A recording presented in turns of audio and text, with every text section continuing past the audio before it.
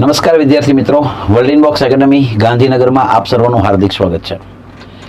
તમે જાણો છો તેમ આપણી એકેડમી દ્વારા અલગ અલગ સેન્ટર્સની અંદર જુદી જુદી કોન્સ્ટેબલ માટેની મોક ટેસ્ટનું સરસ મજાનું એક આયોજન થઈ રહ્યું છે. હાલમાં પણ એ આયોજન શરૂ જ છે અને અત્યાર સુધીમાં ઓલરેડી આ બધા જ મોક ટેસ્ટની અંદર જે સૌથી વધારે ભારણ જેને કહી શકાય મેથ્સ અને રિઝનિંગ, જે ટોટલ 30 ને 30 60 માર્ક્સનું છે, આ તમામ પેપરોની અંદર જે મેથ્સ અને રિઝનિંગ પૂછાયેલું હતું એનું સરસ મજાનું સોલ્યુશન પણ આપણે અત્યાર સુધીમાં 5 પેપરના ઓલરેડી સોલ્યુશન આપી ચૂક્યા છીએ.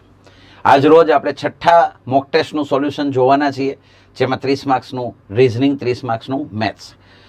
આ મોક ટેસ્ટના સોલ્યુશનથી એક બેનિફિટ આપણને એ પણ ચોક્કસથી થઈ શકે કે ભાઈ આ તમામની અંદર જે પ્રશ્નો પૂછાય છે એનું આપણે એક વખત સારું એવું રિવિઝન થઈ જાય. પરીક્ષા પહેલાંની પરીક્ષા જેને કહેવાય કે જેના થકી આપ ફાઇનલ એક્ઝામની અંદર કંઈક સારામાં સારી રીતે પેપરને જલ્દીમાં જલ્દી સોલ્વ કરી શકો. તો ચોક્કસથી અગર આપે આગલા સોલ્યુશન્સ ના જોયેલા હોય તો ચોક્કસથી જોઈ લેજો, કારણ કે અત્યાર સુધીમાં 5 મોક ટેસ્ટના સોલ્યુશન ઓલરેડી આપણી યુટ્યુબ ચેનલ ઉપર મુકાઈ ચૂક્યા છે. વધુમાં ચેનલને અગર સબસ્ક્રાઈબ ન કરી હોય તો સબસ્ક્રાઈબ પણ કરી દેજો. અને હા, વિડીયો જોતા જોતા અત્યારે જ લાઇકનું બટન ચોક્કસથી દબાવી દેજો અને લાસ્ટમાં જ્યારે કંઈ પણ સમસ્યા હોય તો ચોક્કસથી કમેન્ટ બોક્સની અંદર મેસેજ છોડજો. અને જો સોલ્યુશન તમને સારું લાગ્યું હોય તો પણ તમે ચોક્કસથી મેસેજ કરજો. ઠીક છે, તો હવે શરૂ કરીએ પેપર નંબર 6ના સોલ્યુશનની. જેમાં એવું કહેલું છે કે ભાઈ એક ચોક્કસ કોડેડ ભાષામાં ઓપ્ટેન ને કંઈક સમથિંગ લખેલું છે અને પછી આપણને બીજો એક સ્પેલિંગ આપેલો છે અને આપણને આના વિશે પૂછેલું છે. સ્પષ્ટ કહું તો કોડિંગ ડીકોડિંગનો એક આસાન સવાલ છે. તો સૌથી પહેલાં આપણે લખીએ OBTAIN અને એની સામે આપેલું છે NATBOI. આ રીતે કંઈક આપેલું છે. તો ધ્યાનથી જુઓ તો આમાં કોઈ જ ABCDની રિક્વાયરમેન્ટ નથી. ABCDની આમાં કોઈ જરૂરિયાત નથી. આમાં માત્ર ને માત્ર આ બધા જેટલા આલ્ફાબેટ્સ દેખાય છે બધાના ક્રમ ખાલી આડાઅવળા કરેલા છે. એટલે કે જો હું મને આમને નંબર આપું છું તો ધ્યાનથી જુઓ, છઠ્ઠા નંબરનો જે અક્ષર છે અહીંયા લીધેલો છે, ત્યારબાદ ચોથા નંબરનો અક્ષર, ત્યારબાદ ત્રીજા નંબરનો આલ્ફાબેટ લીધો છે, ત્યારબાદ સેકન્ડ છે, ત્યારબાદ O એટલે કે પ્રથમ છે અને લાસ્ટમાં 5 નંબરનો આલ્ફાબેટ લીધેલો છે. એટલે કે કંઈક આ રીતની પેટર્ન છે. ABCD સાથે કોઈ જ રિલેટ નથી કરતું. અહીંયા સીધો એનો એ જે આલ્ફાબેટ છે એના નંબર્સને આડાઅવળા કરી અને એનો સ્પેલિંગ બીજી વખત લખેલો છે. બસ, તો મારે ફાઇનલ આન્સરમાં પણ એ જ કરવાનું થશે કે ફાઇનલ આન્સર માટે મને પૂછવામાં આવેલું છે RUGGED. તો આની અંદર મારે જે રીતે મેં આગળના ક્રમ હતા ચોક્કસથી આ ક્રમને આપણે યાદ રાખીશું કે મારે આ ક્રમ પ્રમાણે ગોઠવણી કરવાની છે. 6 4 3 2 5 1. તો હું મારો સ્પેલિંગ ફરીથી લખી નાખું છું RUGGED. આને પહેલા હું નંબર આપી દઉં 1 2 3 4 5 અને 6. અને જે આપણે પેટર્ન હતી એને આપણે રિપીટ લેવાની છે, જે પેટર્ન આમાં કરેલી હતી. જેમ કે આમાં ધ્યાનથી જોઈ શકો છો કે સૌથી પહેલા અહીંયા આપણે છઠ્ઠા નંબરનો અક્ષર લીધેલો છે, એટલે કે પહેલા D લેવાનો થશે. ત્યારબાદ ચોથા નંબરનો અક્ષર લીધેલો છે, તો આમાં ચોથા નંબરનો અક્ષરમાં G આવે છે. તો D અને G વાળો જવાબ હોય, સ્પષ્ટ દેખાય છે, એટલે આ તો એમને જ નીકળી જાય છે. ત્યાર પછી ધ્યાનથી જુઓ તો T એટલે કે ત્રીજા નંબરનો અક્ષર એમનો એમ જ રાખેલો છે, એટલે કે અગેન G આવશે. DGG વાળો મારો આન્સર થાય. તો DGG આની અંદર છે નહીં એટલે આ પણ નીકળી જશે. ત્યારબાદ ધ્યાનથી જુઓ તો B લીધેલો છે, એટલે કે સેકન્ડ નંબરનો અક્ષર લીધેલો છે, સેકન્ડ નંબરમાં U છે, તો DGGU. આ રીતનો આન્સર સેટ થાય. તો બંનેમાં એ જ રીતે છે. હવે લાસ્ટ વન વધ્યો છે એને જરા ધ્યાનથી જોઈએ તો O છે એ પ્રથમ નંબરે છે, તો પ્રથમ નંબરે R છે, એટલે કે DGGUR વાળો જે ઓપ્શન છે એ મારો ફાઇનલ આન્સર થશે. D ઓપ્શન આપણો જવાબ છે. માત્ર ક્રમ બદલાવેલા છે, સ્પેલિંગ એનો જ છે. નેક્સ્ટ સવાલ છે જે 14 મીટર પ્રતિ સેકન્ડને કિલોમીટર પ્રતિ કલાકમાં ફેરવવાની વાત કરે છે. મેથ્સનો ઝડપ સમય અંતરનો એક સવાલ ગણાય. તો 14 મીટર પ્રતિ સેકન્ડ. આપ બધા સારી રીતે જાણો છો કે અગર મીટર પ્રતિ સેકન્ડને મારે કિલોમીટર પ્રતિ કલાકમાં ફેરવવા હોય, એટલે કે મોટા એકમમાં કન્વર્ટ કરવા હોય તો ઉપર 18 આવે અને નીચે 5 આવે. અગર મોટો એકમ જોઈએ છે તો ઉપર 18 આવશે, નીચે 5 આવશે. અગર નાનો એકમ જોઈએ છે તો ઉપર 5 અને નીચે 18 આવશે. હવે આના કોઈ પ્રકારના છેદ ઉડતા નથી, એટલે મારે આનો શું કરવાનો થશે? ગુણાકાર. તો 18 ચોક 72 વધી આવશે 7. 18 ને 7 25, એટલે કે 252 ના છેદમાં 5. હવે મારો આન્સર મને પોઈન્ટમાં આપેલા છે એટલે નિશ્ચિતપણે મારે આને પોઈન્ટમાં ફેરવવા પડશે. કિલોમીટર પ્રતિ કલાકમાં કન્વર્ટ તો થઈ જ ગયા છે, પણ મારે એને પોઈન્ટમાં ફેરવવા છે. તો યાદ કરો, આની પહેલા પણ સમજાવેલું છે કે કોઈ પણ સંખ્યાના છેદમાં અગર 5 આપેલા છે તો ભાગાકાર કરવો હોય તો છૂટ છે, પણ જો છેદમાં 5 છે તો ડાયરેક્ટ બી આન્સર તમે લઈ આવી શકો. જેમ કે આના ડબલ કરી નાખો, આના ડબલ કરી નાખો એટલે 504 થાય, અને એક આંકડા પહેલા પોઈન્ટ લઈ લો એટલે કે 50.4 કિલોમીટર પ્રતિ કલાક છે. એ મારો ફાઇનલ આન્સર થશે. કોઈ પણ મીટર પ્રતિ સેકન્ડને કિમી પ્રતિ કલાકમાં કન્વર્ટ કરો છો તો 18/5 વડે માત્ર એને ગુણી નાખો અને પછી એનો ગુણાકાર કરી અને મેં એને પોઈન્ટમાં કન્વર્ટ કર્યા. સવાલ નંબર 3માં આગળ વધીએ, જેમાં આપણને વેન ડાયાગ્રામનો પ્રશ્ન દેખાય. નીચે આપેલી વેન આકૃતિમાં શબ્દોનો સાચો સંબંધ દર્શાવતી આકૃતિ વિકલ્પમાંથી શોધવાની છે કે ભાઈ જીવંત, સજીવ, પ્રાણી અને પથ્થર. તો એટલી તો ખબર પડે કે આ પથ્થર તો અલગ જ આવશે, બરાબર છે. એટલે સ્પષ્ટ છે કે આ ઓપ્શનને તો મારે કંઈ ધ્યાનમાં જ નથી લેવાના કે આ ઓપ્શનને કંઈ ધ્યાનમાં જ નથી લેવાના થતા. બે તો એમને એમ નીકળી જાય છે. હવે જીવંત, સજીવ અને પ્રાણી તો તમે સમજી શકો છો, બધા જ પ્રાણીઓ છે એ જીવંત સજીવમાં તો ડેફિનેટલી આવે. એટલે કે મારો જવાબ આવશે ઓપ્શન એ છે, એ પરફેક્ટ આન્સર થશે. જેટલા જીવંત સજીવ છે એની અંદર પ્રાણીઓ આવી જ જવાના, બરાબર. તો સ્પષ્ટ છે, ઓપ્શન એ આપણો જવાબ થશે. નેક્સ્ટ સવાલ તરફ આગળ વધીએ, જેમાં પણ વેનાકૃતિનો સવાલ છે, જેમાં કહ્યું છે માણસ, પુરુષ અને વકીલ. તો જો ભાઈ, પુરુષ અને વકીલ બંને શેમાં આવી જાય? માણસમાં તો કમ્પલસરી આવી જ જશે. એટલે કે એક રાઉન્ડની અંદર આ બંને રાઉન્ડ તો 100% આવશે. પણ બધા જ પુરુષો વકીલ ના હોય, પણ અમુક પુરુષો વકીલ હોઈ શકે. તો એ દ્રષ્ટિકોણથી જોઈએ તો ઓપ્શન ડી છે એ પરફેક્ટ આન્સર થશે. જેમાં મોટું વર્તુળ છે એ માણસ દર્શાવે છે, અંદરના બે નાના વર્તુળ છે જે પુરુષ અને વકીલ દર્શાવે છે. અમુક પુરુષો વકીલ હોઈ શકે, તો ઓપ્શન ડી અહીંયા પરફેક્ટ જવાબ થશે. નેક્સ્ટ સવાલ છે શ્રેણીનો એક આસાન સવાલ. તમે બધા જાણો છો શ્રેણી મોટા ભાગે કંઈક ને કંઈક ગેપથી અથવા વર્ગથી અથવા ઘનથી અથવા તો 2 ગણા, 3 ગણા, 5 ગણા અથવા તો સરવાળાવાળી શ્રેણી, અવિભાજ્ય સંખ્યાની શ્રેણી, આવી કંઈક ને કંઈક પેટર્ન હોય. તો અહીંયા તો આંકડા જોઈને જ ખબર પડી જાય છે કે આ ઘનની શ્રેણી છે. 1નો ઘન, 2નો ઘન, 3નો ઘન, 4નો ઘન. તો હવે 5નો ઘન 125 નિશ્ચિતપણે આવવો જોઈએ, જે મને ક્યાંય નથી દેખાતો. એટલે મારો જવાબ આવશે આમાંનું એક પણ નહીં, એટલે કે ડી ઓપ્શન આપણો જવાબ આવશે. કારણ કે ઘનની શ્રેણી છે, ચોખ્ખી દેખાય છે. તો આ પણ આસાન સવાલ ગણાય. નેક્સ્ટ સવાલ તરફ આગળ વધીએ. તો મિત્રો કેલેન્ડરનો સવાલ છે. 1 જાન્યુઆરી 2016ના દિવસે રવિવાર છે. 1/1/2012 સોરી રવિવાર આપેલો છે, અને આપણને 1/1/2016નો વાર પૂછેલો છે. તો આપ જાણતા જ હશો કે દરેક વર્ષની અંદર એક દિવસ એક્સ્ટ્રા હોય, બરાબર છે. તો 2012 થી 2016 સુધીમાં કાઉન્ટ કરો એટલે 4 વર્ષના 4 દિવસ નિશ્ચિતપણે એક્સ્ટ્રા છે. વધુમાં 2012 પોતે એ લીપ યર છે અને એનો ફેબ્રુઆરી મહિનો વચ્ચે આવે છે. એટલે મારે ફરજિયાતથી 2012નો એક દિવસ તો લીધેલો જ હતો, હજુ એક દિવસ વધારાનો લેવો પડશે, એટલે ટોટલ 5 દિવસ એક્સ્ટ્રા આવશે. હા, 2016 પણ લીપ યર છે, પણ ભૂલી ન જતા આનો ફેબ્રુઆરી મહિનો હજી આવેલ નથી, એટલે મારે 5 પ્લસ કરવાના થશે. એટલે રવિવારમાં 2012 થી 2016ના 4 વર્ષના 4 દિવસ અને 2012નો એક એક્સ્ટ્રા ફેબ્રુઆરીનો દિવસ, એમ કુલ મળીને 5 મારે પ્લસ કરવાના થાય. એટલે મારો જવાબ શુક્રવાર આવે. રવિવારમાં 5 પ્લસ કરો એટલે શુક્રવાર છે એ તમારો ફાઇનલ આન્સર થશે. તો કેલેન્ડરનો આ પણ આસાન સવાલ, જેમાં ડેટ, મંથ બધું સેમ છે, ખાલી વર્ષ બદલે છે.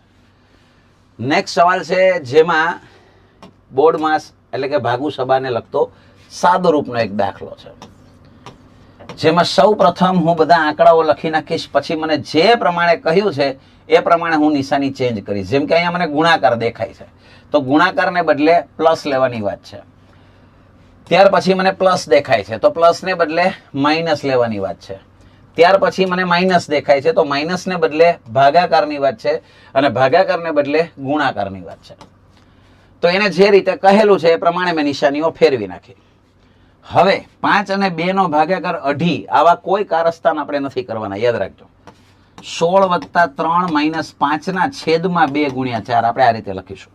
2.5 કરો તોય થઈ શકે, બટ એને કોઈ પોઈન્ટમાં લઈ જવાની જરૂર નથી. ભાગાકાર એટલે વાસ્તવમાં મેથેમેટિકલી છેદમાં જ ગણાય. એટલે કે 5ના છેદમાં 2 × 4, અને હવે હું આના છેદ ઉડાડું છું. 2 × 2 = 4, 16 અને 3 = 19, અને એમાંથી 10 બાદ થશે એટલે મારો ફાઇનલ આન્સર 9 આવશે. એટલે કે બી ઓપ્શન 9 છે એ મારો જવાબ છે. મિત્રો, આ રીતના પ્રશ્નો આજકાલ ઘણી બધી પરીક્ષાઓમાં પૂછાય જ છે, તો ચોક્કસથી આ પેટર્નને પણ ધ્યાનથી સમજો, ઓળખજો. તમને રૂલ ખબર હોવી જોઈએ કે પહેલા ભાગાકાર થાય, પછી ગુણાકાર અને સરવાળો અને બાદબાકી. હા, નિશ્ચિતપણે કહી દઉં, રૂલ ખોટો નથી, રૂલ સાચો જ છે કે ભાગુસબા એટલે કે પહેલા ભાગાકાર, પછી ગુણાકાર, પછી સરવાળો ને પણ પછી બાદબાકી. પરંતુ મિત્રો યાદ રાખજો, ક્યારેક સરવાળા અને બાદબાકીની અંદર બાંધછોડ તમે કરી શકો છો. આ બેની અંદર ફેરફાર કરવાની છૂટ છે. તો ક્યારેક અમુક સંજોગોમાં બાદબાકી કરવી પહેલા ઈઝી પડતી હોય, પછી સરવાળો કરવાનો હોય. એટલે રૂલ ખોટો નથી, પણ સમય પ્રમાણે એમાં જરૂર પડે તો ફેરફાર કરી શકાય. જેમ કે મારી સમક્ષ અગર કોઈ આ રીતે લખીને આપે છે કે ભાઈ 2037 છે અને એમાં મારે 99 ઉમેરવાના છે અને પછી એમાંથી 2036 બાદ કરવાના છે, તો હવે અહીંયા કોઈ નિયમની કેસેટ વગાડે કે નહીં, પહેલા ભાગાકાર થાય, પછી ગુણાકાર, પછી પહેલા સરવાળો જ આવે ને પછી બાદબાકી થાય, તો આનો સરવાળો કરવા માટે પહેલા ખૂણામાં જઈને સરવાળો કરવો પડે અને પછી જે જવાબ આવે એની પાછી બાદબાકી કરવા માટે બીજો ખૂણો ગોતવો પડે. તો એવા ધંધા ન કરાય. અહીંયા બાદબાકી પહેલા ઈઝી પડે, આ બેની બાદબાકી પહેલા કરી લેવાય, જે ખાલી ને ખાલી 1 આવે અને 1 હું 99 એડ કરું એટલે મારો જવાબ 100 આવે. તો આઈ થિંક ભાગુસબા પ્રમાણે પહેલા સરવાળા કરતા અહીંયા બાદબાકી કરવી થોડીક ઈઝી પડે. બાકી તમે આનો સરવાળો કરીને 2036 બાદ કરશો તો પણ 100 જ આવવાના છે. પણ ક્યારેક ક્યારેક સ્માર્ટનેસ વાપરવાની. હા, બીજી એક ચોખવટ એ કરી દઉં, મેં આને અંદર બાંધછોડ કરવાની કહી તો એનું કોઈ પણ પ્રકારનું ખોટું અર્થઘટન આમાં લાગુ પડતા નહીં. એટલે કે ન્યા પાછા કોઈ એવા કારસ્તાન નહીં કરે કે ભાગાકાર ગુણાકારમાં ક્રમ આડાવડો કરી શકાય. સરે કહ્યું તું પહેલા ગુણાકાર કરી નાખો ને પછી ભાગાકાર કરો તો શું થાય, તો કોઈ ગળું દબાવી દે, એવું કંઈ ન થઈ શકે. પહેલા ભાગાકાર જ થાય, એમાં કોઈ દિવસ તમે ફેરફાર નહીં કરી શકો. સરવાળા બાદબાકીમાં તમે ફેરફાર કરી શકો. મતલબ કે એના જેવી વાત છે કે ભાઈ મારી સમક્ષ અગર આમ લખ્યું છે તો હવે તમે ન્યા એમ કહો કે પહેલા હું ગુણાકાર કરી નાખું, બરાબર, કે 5 × 5 એટલે 25 અને 25 / 25 એટલે 1 થઈ જાય. એવું કંઈ જ ન થઈ શકે, યાદ રાખજો. પહેલા તો ભાગાકાર જ થાય, એમાં કોઈ બાંધછોડ ને અવકાશ નથી, બરાબર. આનો ભાગાકાર કરો એટલે 5 થાય ને 5 × 5 એટલે 25 જ આનો જવાબ આવે, યાદ રાખજો. ઓકે, તો હવે વધીએ છીએ આગળ નેક્સ્ટ સવાલમાં, જેમાં એવું કહ્યું છે કે ઘડિયાળનો કલાક કાંટો અને મિનિટ કાંટો દિવસમાં કેટલી વખત એકબીજાને કાટખૂણે હોઈ શકે છે. 90 અંશના ખૂણાની વાત છે. તો તમને 3 ઘટનાઓ નિશ્ચિતપણે ખબર હોવી જોઈએ. ઘડિયાળના બંને કાંટા એક દિવસની અંદર 22 વખત ભેગા થાય. 22 વખત બંને સામે સામે આવે, એટલે કે એકબીજાની વિરુદ્ધ દિશામાં, અને 44 વખત કાટખૂણા બનાવે. કાટખૂણા બનવાની ઘટના ડબલ વખત થશે. તો યાદ રાખો, અહીંયા આખા દિવસની વાત કરી. એટલે હવે અહીંયા દિવસ એટલે પાછું એવું કોઈ કતકડું નહીં કાઢવાનું કે દિવસ એટલે સાહેબ કયો સવારથી સાંજ વાળો દિવસ કે આખો દિવસ. હવે હાલી હું નીકળો છો, દિવસ એટલે 24 કલાક જ હોય. તો અહીંયા 24 કલાકની જ વાત થાય છે, કાટખૂણાની વાત થાય છે. 44 મારો જવાબ આવશે.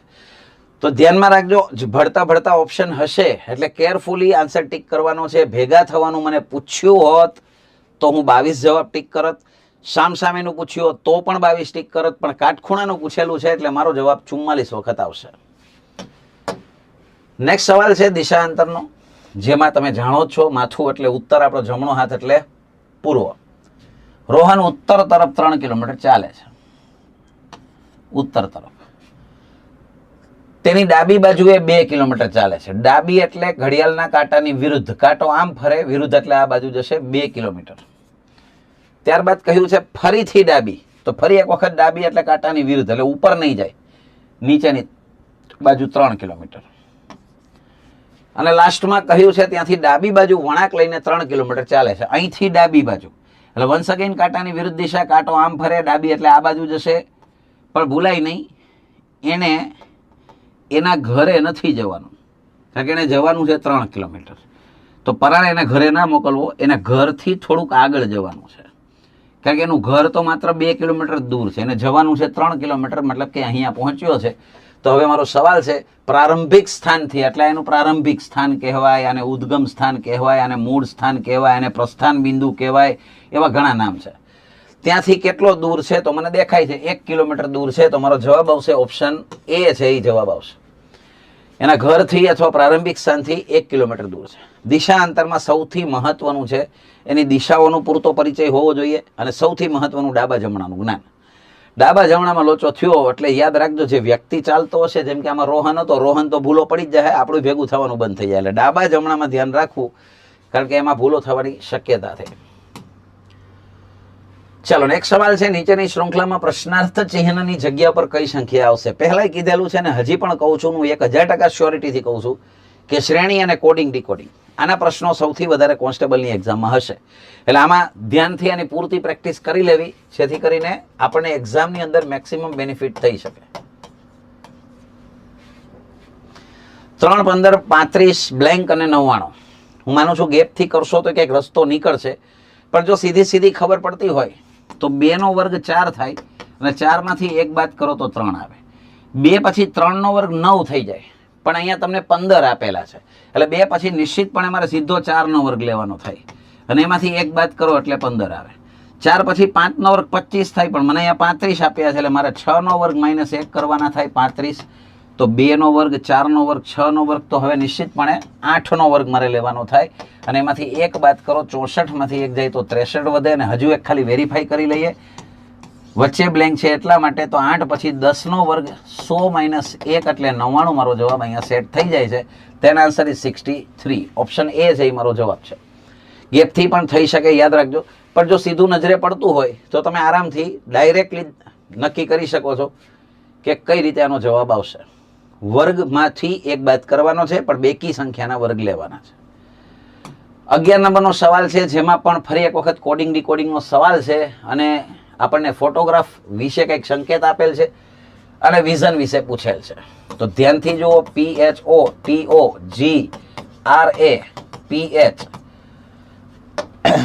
એની સામે અને તમને જે રીતે આપેલા છે એ પ્રમાણે ધ્યાનથી જુઓ. ABCD સામે રાખજો, જેથી કરીને તમને સમજવામાં થોડું સરળતા રહે. જેમ કે P નો નંબર 16 છે અને અહીંયા તમને R આપેલો છે, તો 16 માં 2 ઉમેરો તો 18 આવે ને 18માં નંબરે R છે. H નો નંબર 8 છે, એમાં 2 ઉમેરો એટલે 10 આવે ને 10માં નંબરે J આવે. O નો નંબર 15 છે, 15 ને 2 17માં નંબરે Q આવે, 20 ને 2 22માં નંબરે V આવે. ત્યાર પછી 15 ને 2 17માં નંબરે ફરીથી Q આવશે. અહીંયા 7, 7 ને 2 9માં નંબરે I આવે. 18, 18 ને 2 20માં નંબરે T આવે. 1 ને 2 ત્રીજા નંબરે C આવશે. 16 ને 2 18માં નંબરે R આવશે અને અહીંયા 8 ને 2 10માં નંબરે J આવશે. એટલે કે આ રીતની પેટર્ન લીધેલી છે. તમામ આલ્ફાબેટ્સમાં 2 પ્લસ કરેલા છે. તો બસ મારે વિઝનમાં પણ એ જ કરવાનું થશે. આની અંદર 2 પ્લસ કરો એટલે આવશે X. 22 ને 2 24માં નંબરે X આવે. I નો નંબર 9 છે, જેમાં 2 ઉમેરો એટલે 11 આવે ને 11માં નંબરે K આવે. તો X અને K વાળો જવાબ હોય. X અને K વાળા 2 તો નીકળી ગયા. ત્યાર પછી જોઈએ તો S19 નંબર 2 ઉમેરો એટલે U આવશે. તો X K U વાળો મારો આન્સર થાય. બસ તો હવે આ ટીક કરીને આવતું રહેવાનું હોય, રાઈટ.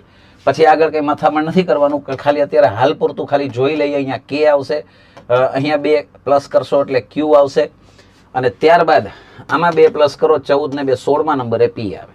આ મેં છેક લગી પ્લસ કર્યા. એક્ઝામમાં આટલું બધું નહીં કરવાનું, બરાબર. તમને પેટર્ન ઉપરથી ખબર પડી જાય, જે વિકલ્પ 2-3 અક્ષરમાંથી શૂટ થતો હોય ટીક કરીને આવતું રહેવાનું. વાત પતી ગઈ, એટલો બધો સમય નહીં બગાડવાનો. નેક્સ્ટ સવાલ છે, જે થોડોક મથાવે એવો સવાલ હતો કે અહીંયા સવાલમાં એમ કહેલું છે કે નીચે આપેલ 5 નામને અંગ્રેજી ટેલિફોન ડિરેક્ટરી પ્રમાણે ગોઠવવાના છે. તો એમાં કયું નામ છે એ મધ્યમાં આવશે એ આપણે નક્કી કરવાનું. સેન્ટરમાં કયું નામ આવશે? તો જો ભાઈ, ટેલિફોન ડિરેક્ટરી એટલે ચોખ્ખી વાત છે આલ્ફાબેટિકલ ઓર્ડરમાં હોય. તો એટલી તો ખબર પડે, RAV આ રીતે બધાની અંદર લખેલું છે.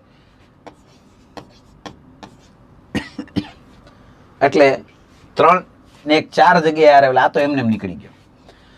ટૂંકમાં આ સૌથી છેલ્લો હશે, એ કન્ફર્મ છે. બરાબર છે કે ROV વાળો જે છે એ છેલ્લો હશે, હું આખું લખતો નથી. હવે વધેલા જે 4 છે એને થોડુંક શાંતિથી ગોઠવવાનું છે. મારે મધ્યનો એટલે કે ત્રીજા નંબરનો જે સ્પેલિંગ હશે ને એ મારે જોઈએ છે. 3rd નંબરનો જે હશે આ બધામાં RAV તો આપેલા જ છે. એમાં મારા કામનો છે આ પહેલો, બીજો ને ત્રીજો. આ જે આવશે ને મારો મધ્યમાં આવતો સ્પેલિંગ આવશે. ચાલો તો હવે થોડુંક જોતા જઈએ. RAV પછી અહીંયા આપેલો છે I, અહીંયા આપેલો છે E, અહીંયા આપેલો છે આઈ અને અહીંયા આપેલો છે ઈ, એટલે તમે એટલું તો સમજી શકો છો કે RAV પછી પેલા આઈ નું આવે, ABCD મુજબ પ્રમાણે પેલા ઈ આવશે, એટલે કે આ બે છે ને ઈ આગળ આવે છે, આ ઈ વાળા બે આગળ આવે છે, અને આનું મારે કઈ કામ નથી એટલે આને હું ચિત્રમાંથી કાઢી નાખું છું. આ પણ ચિત્રમાંથી નીકળી ગયું છે. બસ હવે આ બે માંથી એક મારો આન્સર છે, એ ફૂલ એન્ડ ફાઇનલ છે. કારણ કે મારે જોઈએ છે ત્રીજો સ્પેલિંગ, તો મારે બધા ગોઠવવાનો કોઈ અર્થ જ નથી. તો હવે આ બે માંથી કયું સેટ થાય છે તો ચેક કરો. RAVI પછી બંનેમાં N, એટલે અહીંયા સુધી તો બધું સેમ ટુ સેમ ચાલ્યું આવે. પછી ડી પણ બંનેમાં સરખો છે, અહીંયા પણ ડી સરખો છે, પણ પછી જોશો ને તો દેખાશે કે વચ્ચે ઈ આવી ગયો અને આમાં વચ્ચે આર આવી ગયો. તો તમે સમજી શકો છો પહેલા ઈ વાળો સ્પેલિંગ આવે ને પછી આર વાળો આવે, એટલે ત્રીજા નંબરે જે સ્પેલિંગ હશે એ નિશ્ચિતપણે આ જ હોવો જોઈએ, RAVIN, ડી પછી ER, આ સ્પેલિંગ હોવો જોઈએ. આ જે છે એ ત્રીજા નંબરનો સ્પેલિંગ થાય, એટલે કે મધ્યમાં આવતો સ્પેલિંગ થાય, એટલે કે ઓપ્શન એ છે એ મારો પરફેક્ટ આન્સર થશે. બરાબર, કારણ કે મારે મધ્યનો સ્પેલિંગ નક્કી કરવાનો હતો. જો ભાઈ બધાને ગોઠવવાનો આપણી પાસે એક પણ પ્રકારનો ફાલતુ ટાઈમ એક્ઝામમાં હોય નહીં, એટલે મારે 100% બુદ્ધિ વાપરવી પડે. મારે વચ્ચેનો સ્પેલિંગ અગર જોઈએ છે તો એક તો પહેલેથી નીકળી ગયો છે, પહેલા બે છે એનું કંઈ મારે કામ નથી, એટલે એને મેં બે ચિત્રમાંથી કાઢી નાખ્યા. બેમાં જ રેશ હતી, આ બેમાંથી જ એક વચ્ચે રેશ હતી, જે આવતું હતું એ અહીંયા સેટ થઈ ગયું આપણું. બરાબર, અને હવે જે આવશે એ ચોથા નંબરે આવશે, જે પાછળનો વૈધો છે આ વાળો, આ વાળો એ ચોથા નંબરે આવશે. તો એનું આપણે કંઈ કામ છે નહીં, તો મને જવાબ મળી ગયો, ઓપ્શન એ પરફેક્ટ આન્સર થશે. તો બ્લડ રિલેશનનો એક સરસ મજાનો સવાલ, જેમાં કંઈક શબ્દોની રમત છે. તમને અમુક બાબતો ખ્યાલ હોવી જ જોઈએ, ચોક્કસથી ખબર હોવી જોઈએ. જો તમે આની પહેલાના સોલ્યુશનની અંદર આ વાત મેં સમજાવેલી જ છે ને, આ બધું ડિટેલમાં જાણવું હોય તો આને લગતા મેં કમ્પ્લીટલી લેક્ચર ભણાવેલા છે મેજિકલ મેથ સિરીઝમાં અને ખાખી રેન્કર્સની અંદર. કે અહીંયા આમ લખેલું છે એ બી ના પિતા છે તથા સી નો ભાઈ છે. તો યાદ રાખજો, અહીંયા વાત એમ થાય છે કે બી ના પિતાજી પણ એ છે અને સી નો ભાઈ પણ એ છે. કેમ કે અહીંયા શું લખેલું છે? તથા. જ્યારે ક્યારેય પણ અહીંયા તથા આવે, અને આવે, પરંતુ આવે, જ્યારે આવે, પણ આવે, આવા કોઈ પણ શબ્દનો પ્રયોગ થાય ને ત્યારે આની વાત થતી હોય, સૌથી પહેલા કેરેક્ટરની વાત થતી હોય. પણ જો ક્યારેય પણ અહીંયા કે જે લખેલું આવે અથવા તો માત્ર જે લખેલું આવે તો આની વાત ન થતી હોય, તો વાત આની થતી હોય. એટલે કે બી ના પિતાજી નિશ્ચિતપણે એ છે, પણ સી નો ભાઈ બી થાય અહીંયા. જો અહીંયા કે જે લખેલું હોય ને તો બસ આ મને શબ્દકીય એક ખબર પડે તો આ કામ આસાનીથી થાય, કારણ કે આમાં એ જ રીતની વાત કરી છે. ઈ નો પૌત્ર, તો સીધી વાત છે, પૌત્ર એટલે દીકરાનો દીકરો થાય, એટલે આનો કોઈ દીકરો છે જેનું નામ ખબર નથી, એટલે જગ્યા ખાલી રાખશું ને એનો પૌત્ર બી છે. પૌત્ર કહ્યું છે એટલે અહીંયા પ્લસ આવશે, કોઈ પુરુષ છે, ઈની જેન્ડર ખબર નથી આપણને. ઈનો પૌત્ર બી છે. અહીંયા શું લખેલું છે? કે જે, એટલે આની વાત નથી થતી, આની વાત થાય છે. સી નો પતિ ઈ છે, સી નો પતિ છે, એટલે હવે જેન્ડર ખબર પડી ગઈ. આ સી નો પતિ છે એટલે અહીંયા સી નિશ્ચિતપણે એની પત્ની હશે. આગળ જોઈએ, પી ની પત્ની ડી છે. હવે આમ પી ને ડી કોઈ દેખાતું નથી, પણ આ ધ્યાનથી વાંચો, કે જે લખ્યું છે એટલે આની વાત નથી થતી, આની વાત થાય છે. બી નો પિતા છે ને એ પી છે, બી નો પિતા, તો બી ના પિતાજી તો આ જ છે, એટલે અહીંયા નિશ્ચિતપણે પી આવશે. અને પી ની પત્ની ડી છે તો અહીંયા નિશ્ચિતપણે ડી આવશે. બરાબર, તો ધ્યાનથી વાંચવાના હંમેશા કોઈ પણ સ્ટેટમેન્ટને. બ્લડ રિલેશનમાં સૌથી મહત્વનું એનું રીડિંગ છે. પ્રોપર રીડિંગ થાય ને તો એક ઝાટકે જવાબ આવી જાય. ચલો નેક્સ્ટ વન કહ્યું છે એસ ની માતા સી છે. આ માતા છે કોની? એસ ની. તો આપણે એમ થાય કે આ તો પી ની માતા છે, તો ભાઈ એનો કોઈ ભાઈ હોઈ શકે ને? ભાઈ હોઈ શકે, અને બે નહીં હોઈ શકે. બરાબર છે, તો સ્પષ્ટ છે એસ ની માતા સી છે એટલે એના પિતાજી હોય, ચોખ્ખી વાત છે. કે જે, ફરી એકવાર કે જે એટલે સી ને ધ્યાનમાં નથી લેવાનું. પી નો ભાઈ છે કોણ? એસ. આ એસ પી નો ભાઈ છે, આની જેન્ડર ખબર પડી ગઈ. ચાલો, હવે આટલું બધું કથા કર્યા પછી એને પૂછ્યું તો સી ને ડી વિશે જ છે. સમજો તો આ બધું નાટક કર્યા પછી એટલે સી ને ડી નો રિલેશન પૂછે છે. તો જો ભાઈ સી છે એના દીકરાની પત્ની છે આ, એટલે આને કહેવાય પુત્રવધુ, આને કહેવાય એની સાસુ. તો હવે સાસુ ટીક કરવાનું થાય કે પુત્રવધુ? તો જો હંમેશા નોની નુના વાળો શબ્દ ધ્યાનમાં લેવાનો. જેની સાથે નોની નુના શબ્દ લખ્યું છે એના સંદર્ભમાં જવાબ તમારે લખવો પડે. તો સી નો એટલે સી છે એની સાસુ છે, તો સાસુ રાઈટ આન્સર થશે. પુત્રવધુ ભૂલથી પણ ટીક નો થઈ જાય, ખાસ ધ્યાન રાખજો. સી નો ડી સાથેનો સંબંધ પૂછ્યો છે, જેની સાથે નો, ની, નું, ના શબ્દ હોય એના સંદર્ભમાં જ જવાબ લખવો પડે. તમે અહીંયા પુત્રવધુ લખો તો ખોટું પડે, બરાબર. તો સી નો સંબંધ પૂછ્યો છે, તો સી સાસુ છે, તો સાસુ એટલે કે બી ઓપ્શન મારો પરફેક્ટ આન્સર થશે. ઠીક છે, તો વધે આગળ. નેક્સ્ટ સવાલ, જેમાં કહ્યું છે કે નીચે આપેલ શૃંખલામાં પ્રશ્નાર્થ ચિહ્નની જગ્યાએ કયો અંગ્રેજી મૂળાક્ષર આવશે. જો હવે આ શ્રેણી જ છે, પણ કંઈક ચિત્ર વિચિત્ર શ્રેણી છે. વચ્ચે કોઈ પ્રકારનો અલ્પવિરામ નથી આપ્યો, એટલે આપણને ઘણીવાર એમ લાગે કે અલ્પવિરામ આપતા ભૂલી ગયા લાગે, પણ ભૂલ્યું નથી અને બરોબર જ મૂક્યું છે. આમાં કોઈ જ અલ્પવિરામ નથી, કોઈ કોમા નથી મૂકેલું, હળંગ આખી એક શ્રેણી આપી દીધી છે. તો ધ્યાનથી જુઓ, આને કંઈક આ રીતે આપણે સમજી શકીએ. પહેલા નંબરનું ત્રીજા નંબરનું એ સી, એબીસીડી સામે રાખજો એટલે ખ્યાલ આવે. આ પહેલું, આ ત્રીજું, આ પાંચમું, એ સી. તો હવે નિશ્ચિતપણે પહેલું, ત્રીજું, પાંચમું અને સાતમા નંબર વાળો આલ્ફાબેટ અહીંયા સેટ થાય અને સાતમા નંબરે જી આવે. તો અહીંયા મારો જવાબ આવશે જી, એટલે કે આ જવાબ છે. ટૂંકમાં શ્રેણી હતી પણ કંઈક અલગ પેટર્નની શ્રેણી હતી. એસી, એસીઈ, તો એસીઈ જી, આ રીતે જી જવાબ અહીંયા સેટ થાય. પહેલો અને ત્રીજો, પહેલો, ત્રીજો, પાંચમો, તો પહેલો, ત્રીજો, પાંચમો અને સાતમો, એટલે સાતમા નંબરે જી છે, તો જી અહીંયા જવાબ સેટ થશે. ઠીક છે, વધી આગળ નેક્સ્ટ સવાલ તરફ. નીચે આપેલ જોડકામાંથી કયું જોડકું બંધ બેસતું નથી. આપણા રિઝનિંગમાં એક ટોપિક આવે જેનું નામ છે વર્ગીકરણ, ક્લાસિફિકેશન, જેમાં અલગ પડતો શબ્દ આપણે શોધવાનો હોય. તો અહીંયા એ જ પૂછ્યું છે. તો જો ભાઈ, દળ છે એ કિલોગ્રામમાં મપાય, એનો એકમ છે. ઘનફળ છે એ ઘન મીટરમાં મપાય અથવા મીટર ઘન એ કહેવાય. આવક છે એ રૂપિયામાં જ બોલાય, એ તો પાકી વાત છે. ક્ષેત્રફળ છે ને મીટરમાં નો આવે. ક્ષેત્રફળ છે એ યા તો ચોરસ મીટરમાં આવે, યા તો એને મીટર સ્ક્વેર પણ કહેવાય. ક્ષેત્રફળનો એકમ મીટર નથી, મીટર પરિમિતિનો એકમ આવે. ક્ષેત્રફળનો એકમ મીટર સ્ક્વેર અથવા ચોરસ મીટર આવે, ત્યાં માત્ર મીટર આપેલું છે. તો અલગ પડતો વિકલ્પ ઓપ્શન સી છે, જે એનો એકમ દર્શાવતો નથી. ક્ષેત્રફળ ક્યારેય મીટરમાં ન હોઈ શકે. ચાલો આગળ વધીએ એની પહેલા એક અગત્યની જાહેરાત જોઈ લઈએ. તમે અથવા તમારા ગ્રુપ સર્કલમાં ઘણા બધા મિત્રો કદાચ કોઈ જનરલ એક્ઝામની તૈયારી કરતા હોય, ક્લાસ 3, સુપર ક્લાસ 3ની, કે તાજેતરમાં જ જે ભરતી બહાર પડી છે, જેના ફોર્મ ભરાવાના હાલમાં શરૂ પણ છે, એ રેવન્યુ તલાટીની કોઈ તૈયારી કરતા હોય, તો તમારા માટે એક golden opportunity world inbox academy Gandhinagar લઈને આવી છે. આવનારી 23મી જૂનના રોજ બપોરે 1 થી 5:30ના સમયમાં એક જનરલ પ્લસ રેવન્યુ તલાટીની બેચ શરૂ થવા જઈ રહી છે. હવેની સમય પ્રમાણેની એક જરૂરિયાત એવી પણ ઊભી થઈ છે કે પ્રિલિમ્સની સાથે સાથે મને કોઈ મેઇન્સની પણ સારી રીતે તૈયારી કરાવો. જેમ કે એની અંદર ગુજરાતી, ઇંગ્લિશ અને જનરલ સ્ટડીઝ આ વિષયો પણ મેઇન્સમાં ઇન્ક્લુડ કરી દેવામાં આવ્યા છે. તો ચોક્કસથી પ્રિલિમ્સ અને મેઇન્સ બંનેની સચોટ તૈયારી વર્લ્ડ ઇનબોક્સ એકેડમી ગાંધીનગર દ્વારા ગુજરાતના નિષ્ણાત ફેકલ્ટીઝ દ્વારા તમને કરાવવામાં આવશે. સાથે સાથે મિત્રો, આ બેચની અંદર એક વાસ્તવિકતા એ પણ છે કે તમને નાની મોટી જે કંઈ મૂંઝવણો થતી હોય, આનું પર્સનલ કાઉન્સેલિંગ તમારું કરવામાં આવશે. સાથે સાથે પરીક્ષાલક્ષી મટીરિયલ તમને ફ્રીમાં પ્રોવાઈડ કરવામાં આવશે. વાંચન કરવા માટે અગર લાઇબ્રેરીની સુવિધાની જરૂરિયાત છે તો એ પણ એકેડમી પૂરી પાડે છે. એ ઉપરાંત રિવિઝનના ભાગરૂપે આપને એપ્લિકેશન પણ મળી રહે છે. અને હા, અગર તમારે નિશ્ચિતપણે તમારે કે તમારા ગ્રુપ સર્કલમાં કોઈ પણ મિત્ર એડમિશન લેવાનું જ છે, કન્ફર્મ જ છે, તો મિત્રો 22 તારીખ પહેલાં અગર તમે એડમિશન લઈ લો છો તો તમને ફીઝમાં પણ વિશેષ ડિસ્કાઉન્ટનો લાભ મળી રહેશે.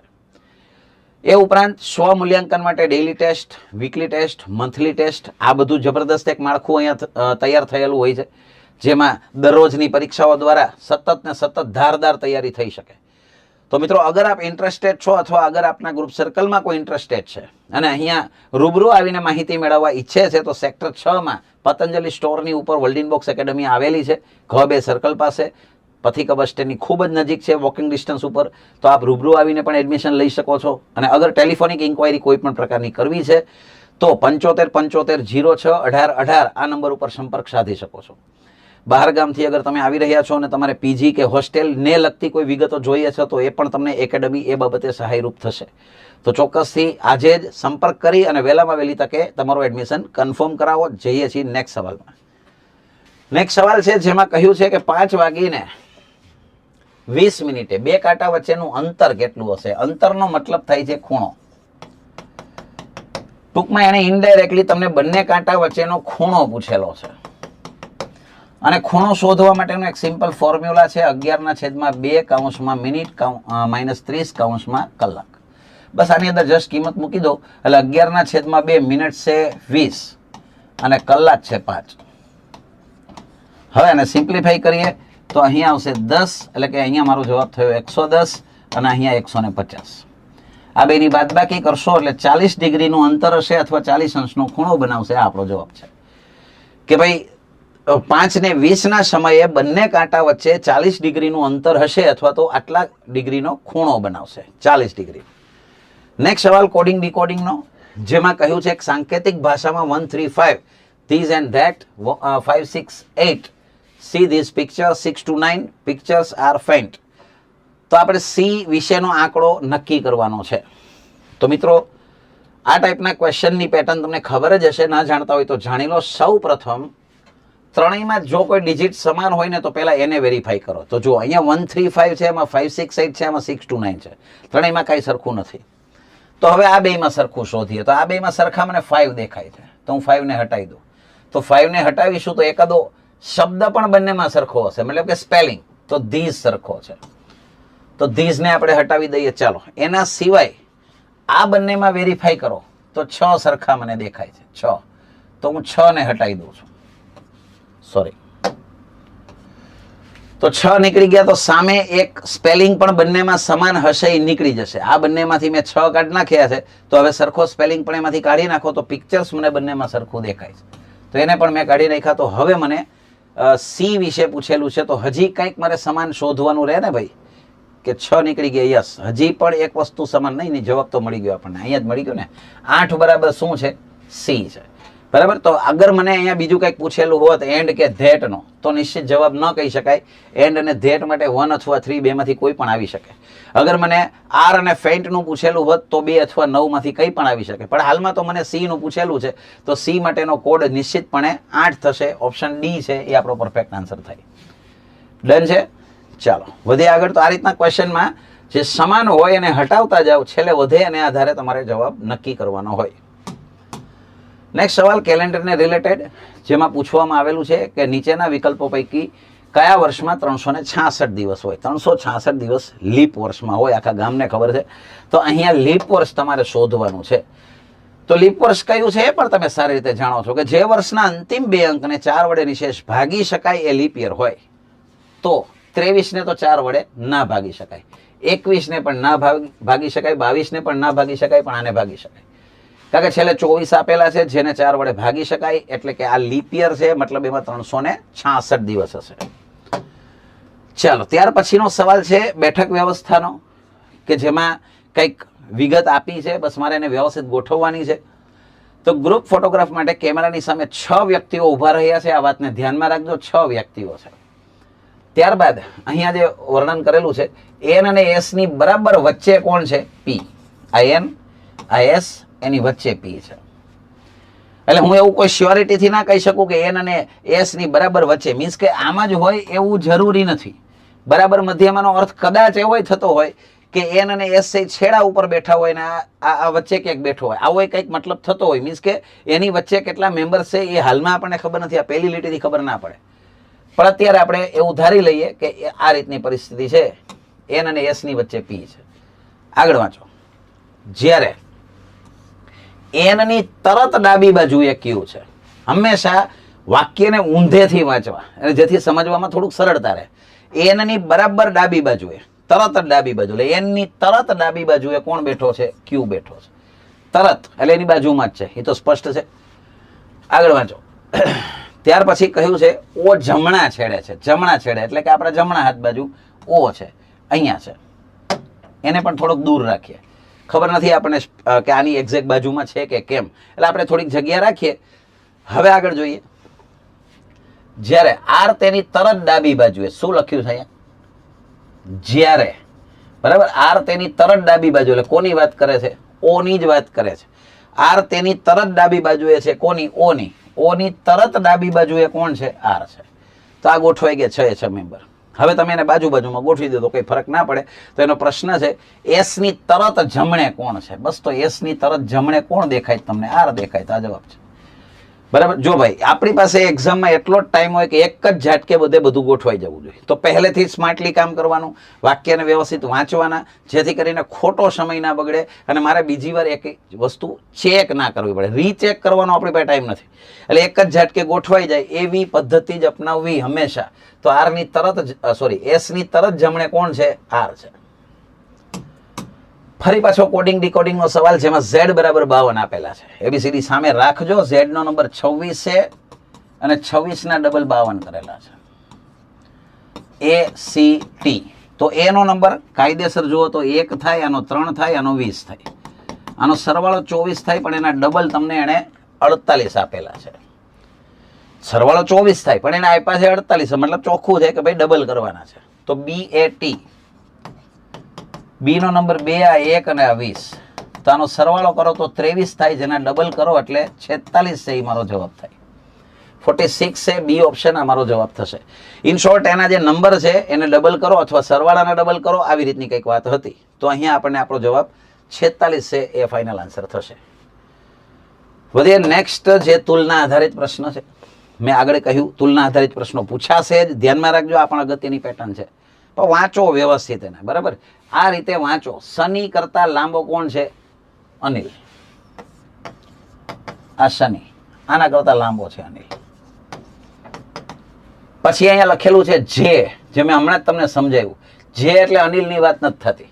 બેબી કરતા ટૂંકો છે, એટલે વાત શનિની થાય છે.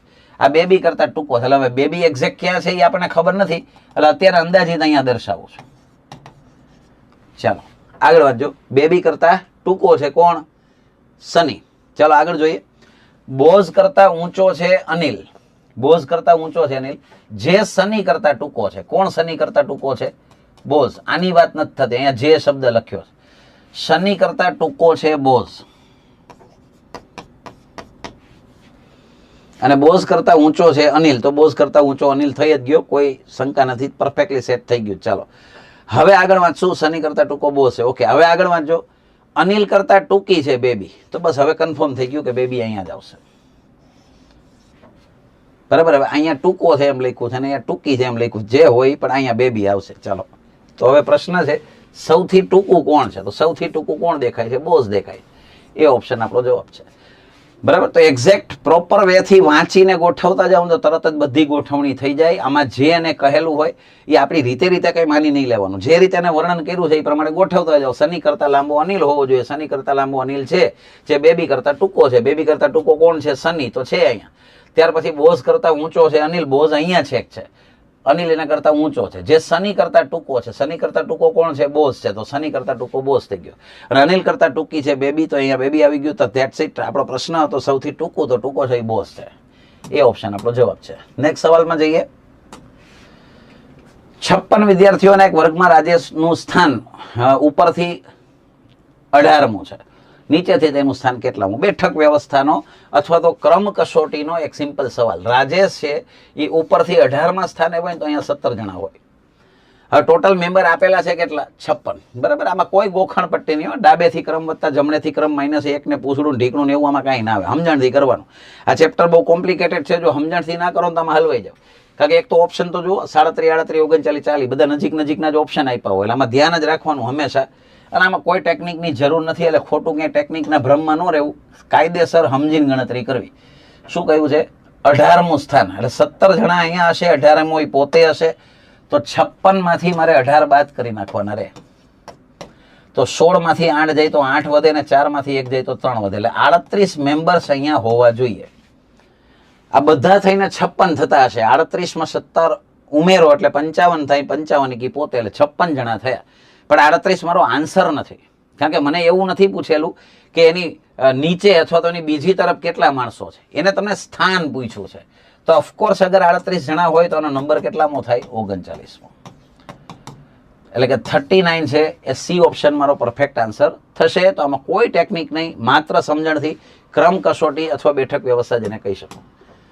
તો ફરી એક સવાલ છે કોડિંગ ડીકોડિંગનો, જેમાં જેસોન એવું કંઈક લખેલું છે. તો હવે ધ્યાનથી જો, આની અંદર +1 કરો.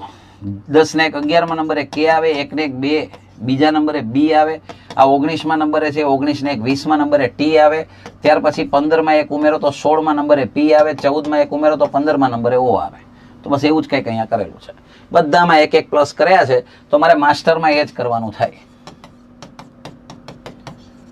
એમ એટલે 13માં નંબરે 13 ને 1 14માં નંબરે એન આવે, 1 ને 1 બીજા નંબરે બી આવે, 19 ને 1 20માં નંબરે ટી આવે, 20 ને 1 21માં નંબરે યુ આવે. જો અહીંથી જવાબ ખબર પડી જાય પછી જાજી મથામણ ના કરવાની હોય. એન બી ટી યુ વાળા બે ઓપ્શન છે, અહીંયા બે જગ્યાએ એન બી ટી યુ આપણને દેખાય છે. એટલે હવેનો આલ્ફાબેટ જવાબ નક્કી કરશે તો E+1 એટલે કે એફ વાળો જવાબ થાય. એટલે આમાંનો જવાબ છે R+1 એટલે એસ થાય. સીધી વાત છે. બધામાં એક એક પ્લસ કરવાના છે, કોઈ મગજમારી નહીં, આરામથી થઈ જાય એવો સિમ્પલ સવાલ. જનરલી ઘણા વિદ્યાર્થીઓ વિચારતા હોય છે કે આને ABCD વગર સોલ્વ કરી શકાય. ના ભાઈ, એવા વેમમાં રહેવાનું જ નહીં. પેપર શરૂ થવાના થોડા સમય પહેલાં જનરલી રફ પેજમાં વિદ્યાર્થીઓ ABCD એના નંબર સહિત લખી જ લેતા હોય છે, તો એ લખી લેવી જરૂરી છે, બરાબર. અને આની વધારે ડિટેલ જોઈતી હોય કોઈ પણ ચેપ્ટર, જેટલા ચેપ્ટરની હું અહીંયા માહિતી આપી રહ્યો છું, આ બધા ચેપ્ટર ઓલરેડી મેં ડિટેલમાં ભણાવેલા છે.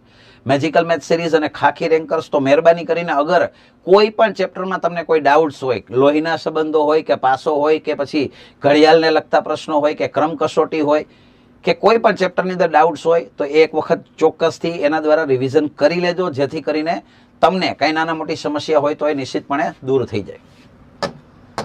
સૂર્યાસ્ત સમયે તમારો પડછાયો કઈ દિશામાં હશે? તો સૂર્યાસ્ત સમયે સૂર્ય પશ્ચિમમાં હોય તો પડછાયો પૂર્વમાં હોય. બહુ સીધી વાત છે.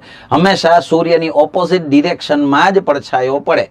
એટલે કે સૂર્યાસ્તનો સમય કયો છે? સૂર્ય પશ્ચિમમાં હોય, પડછાયો પૂર્વમાં હોય. પૂર્વ મારો જવાબ છે. અગર આનાથી ઊંધું પૂછ્યું હોત કે સૂર્યોદય સમયે તમારો પડછાયો, તો સૂર્યોદય સમયે સૂર્ય પૂર્વમાં હોય તો પડછાયો પશ્ચિમમાં પડે. ઠીક છે, તો હાલમાં તો પૂર્વ જવાબ આવશે. નેક્સ્ટ સવાલ છે પર્સન્ટેજનો સવાલ ગણાય કે એક ટીમ એક સિઝનમાં 40 રમતો રમી અને તેમાંથી 24 જીતી, તો જીત કેટલા ટકાની થઈ? કેટલામાંથી? 40માંથી. કેટલામાં જીત થઈ છે? 24માં. શેમાં ફેરવવાના છે? ટકામાં. ગુણ્યા 100 આવે. વાત પતી ગઈ. જે આંકડા આપ્યા છે એને જ મારે ચિત્રમાં લેવાના છે. મારે અગર હારના ટકા શોધવાના હોત ને તો ઉપર 16 લખવાના હોત, પણ હાલમાં જીતની જ પર્સન્ટેજની વાત કરી છે તો બહુ આસાન છે. 0 0 ઉડી જશે, 4 6 24 થાય. મારો જવાબ 60% આવશે. 60% એની જીત થયેલી છે. નેક્સ્ટ સવાલ જોઈએ, જેમાં લોહીના સંબંધોનો પ્રશ્ન છે. એક માણસની તસવીર જોઈને આરવ બોલ્યો. પહેલા ખાસ ધ્યાન રાખવાનું, બોલનાર કોણ છે? આરવ. હવે આમને એમ થઈ જાય એવો આસાન સવાલ છે, આમાં કોઈ ફેમિલી ટ્રીની જરૂર નથી. જો આ આરવ છે, આરવના ભાઈની એકમાત્ર બહેન, એટલે સાચું કહું ને ભાઈને ચિત્રમાં જ કાઢી નાખો. હવે આરવના ભાઈની બહેન ગણો કે આરવની ખુદની બહેન ગણો, બધું એક જ થાય. એટલે ભાઈને આમાં ચિત્રમાંથી જ કાઢી નાખો. ટૂંકમાં આરવની એકમાત્ર બહેનનો પુત્ર, એટલી તો ખબર પડે ને આપણે. આપણા બહેનનો પુત્ર થાય આપણો ભાણેજ થાય. ભાણેજ થાય. બહુ સીધી સીધી ગણતરી છે. તો અહીંયા આપણે કીધું છે આ વ્યક્તિ આરવ સાથે શું સંબંધમાં હશે, તો ભાણેજ આવશે. જોજો પાછું મામા ટીક નો થઈ જાય. એણે આરવનો સંબંધ નથી પૂછ્યો, એની વ્યક્તિનો સંબંધ પૂછ્યો છે. તો એ વ્યક્તિ તો એનો ભાણેજ જ છે, કન્ફર્મ છે. અગર આરવનો સંબંધ પૂછ્યો તો આરવ એના મામા થાય, બરાબર.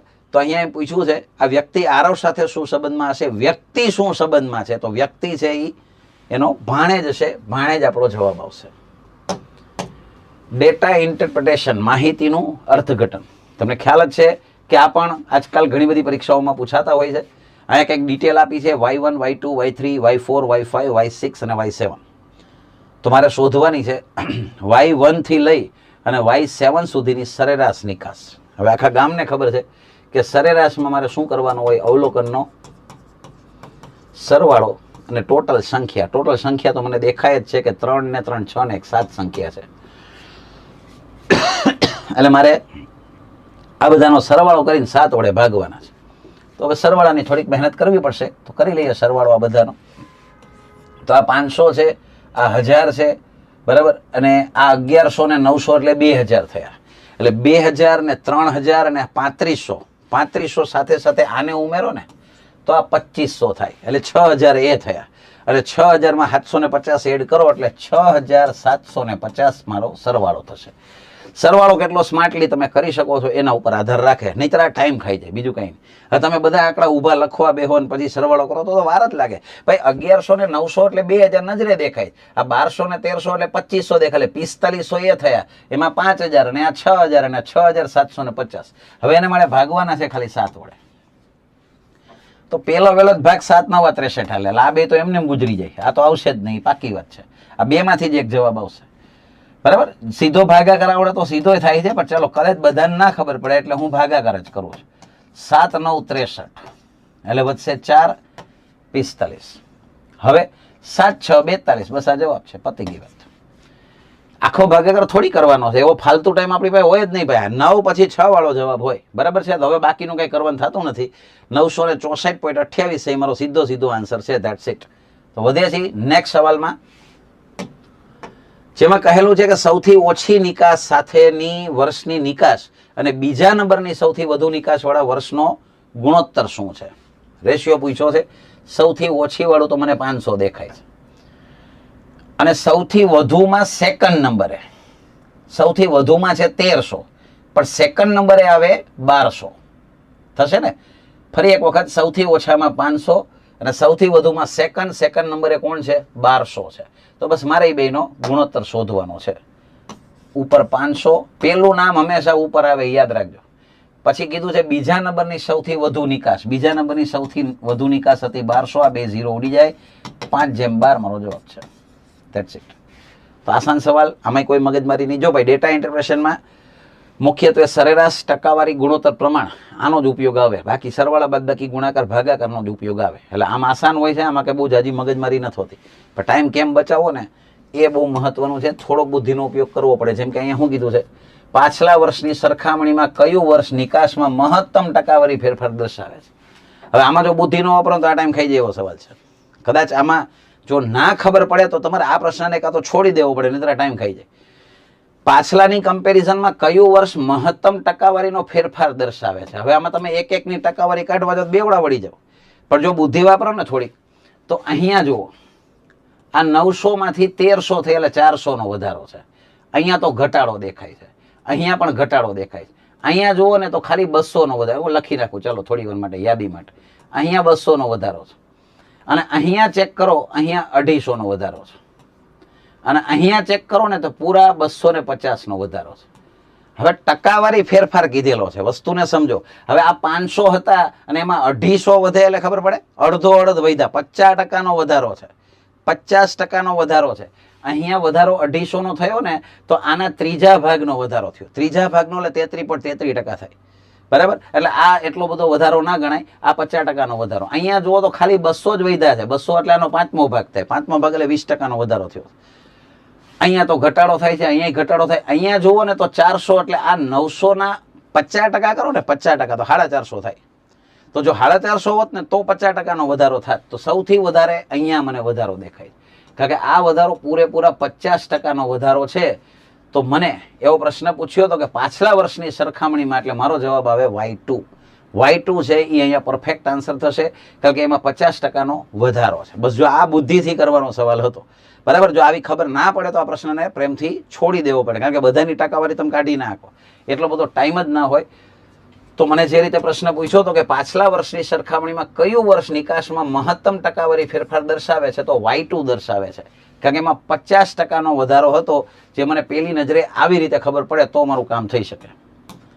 સૌથી ઓછી નિકાસ હમણાં જ લખી હતી 500 છે, અને એની સાથે સૌથી વધુ નિકાસ 1300 હતી, છતાંય જોઈ લઈએ આપણે 1300 છે. યસ, બસ એ બેનો મારે ગુણોત્તર શોધવાનો. તો બસ પતી ગયું ને ભાઈ, આમાં તો ક્યાં કઈ કરવાનું છે. આ બે ઉડી જશે. 5/13 મારો જવાબ છે,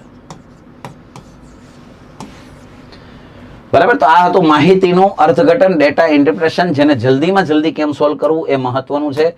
તો મિત્રો, રિઝનિંગને લગતા અને 30 પ્રશ્નો, એમાં વચ્ચે વચ્ચે 1-2 મેથ્સના હતા, પણ એ પ્રશ્નોનું ઓલમોસ્ટ સાદુરૂપ આપણે જોઈ લીધું. હવે તમારા ગ્રુપ સર્કલમાં જે મિત્રો જીપીએસસીની તૈયારી કરે છે, ગાંધીનગર આવી શકે એમ નથી, અને ગાંધીનગરના જ નિષ્ણાત ફેકલ્ટી વર્લ્ડ બોક્સ એકેડમીમાં ભણાવતા વિદ્વાન શિક્ષકો પાસે અગર ભણવાની ઈચ્છા ધરાવે છે, તો ઘરે બેઠા પણ તમે જીપીએસસીની તૈયારી કરી શકો છો. કારણ કે વર્લ્ડ બોક્સ એકેડમી દ્વારા સૌથી પહેલી એક ઓનલાઈન બેચ જીપીએસસી માટેની શરૂ કરવામાં આવી છે, જે લાઈવ બેચ છે. ઓનલાઈન ઓફલાઈન બંને મોડ ઉપર ચાલે છે. અગર કોઈ ઓફલાઈનમાં એડમિશન લેવું હોય તો એ પણ અહીંયા રૂબરૂ આવી શકે છે. અને ઘરે બેઠા ભણવું હોય તો સ્વરાજ બેચ છે જીપીએસસી 1-2 માટેની. મિત્રો ઘરે બેસીને આપણને એમ થાય કે બધા લેક્ચર્સ તો આપણે ભરી શકીએ, પણ મારે ટેસ્ટ દેવી હોય તો મિત્રો ઓનલાઈન ડેઇલી ટેસ્ટની પણ સુવિધા છે, ઓનલાઈન વીકલી ટેસ્ટની સુવિધા છે, ઓનલાઈન મોક ટેસ્ટની સુવિધા છે, વેલિડિટી 2 વર્ષ સુધીની છે.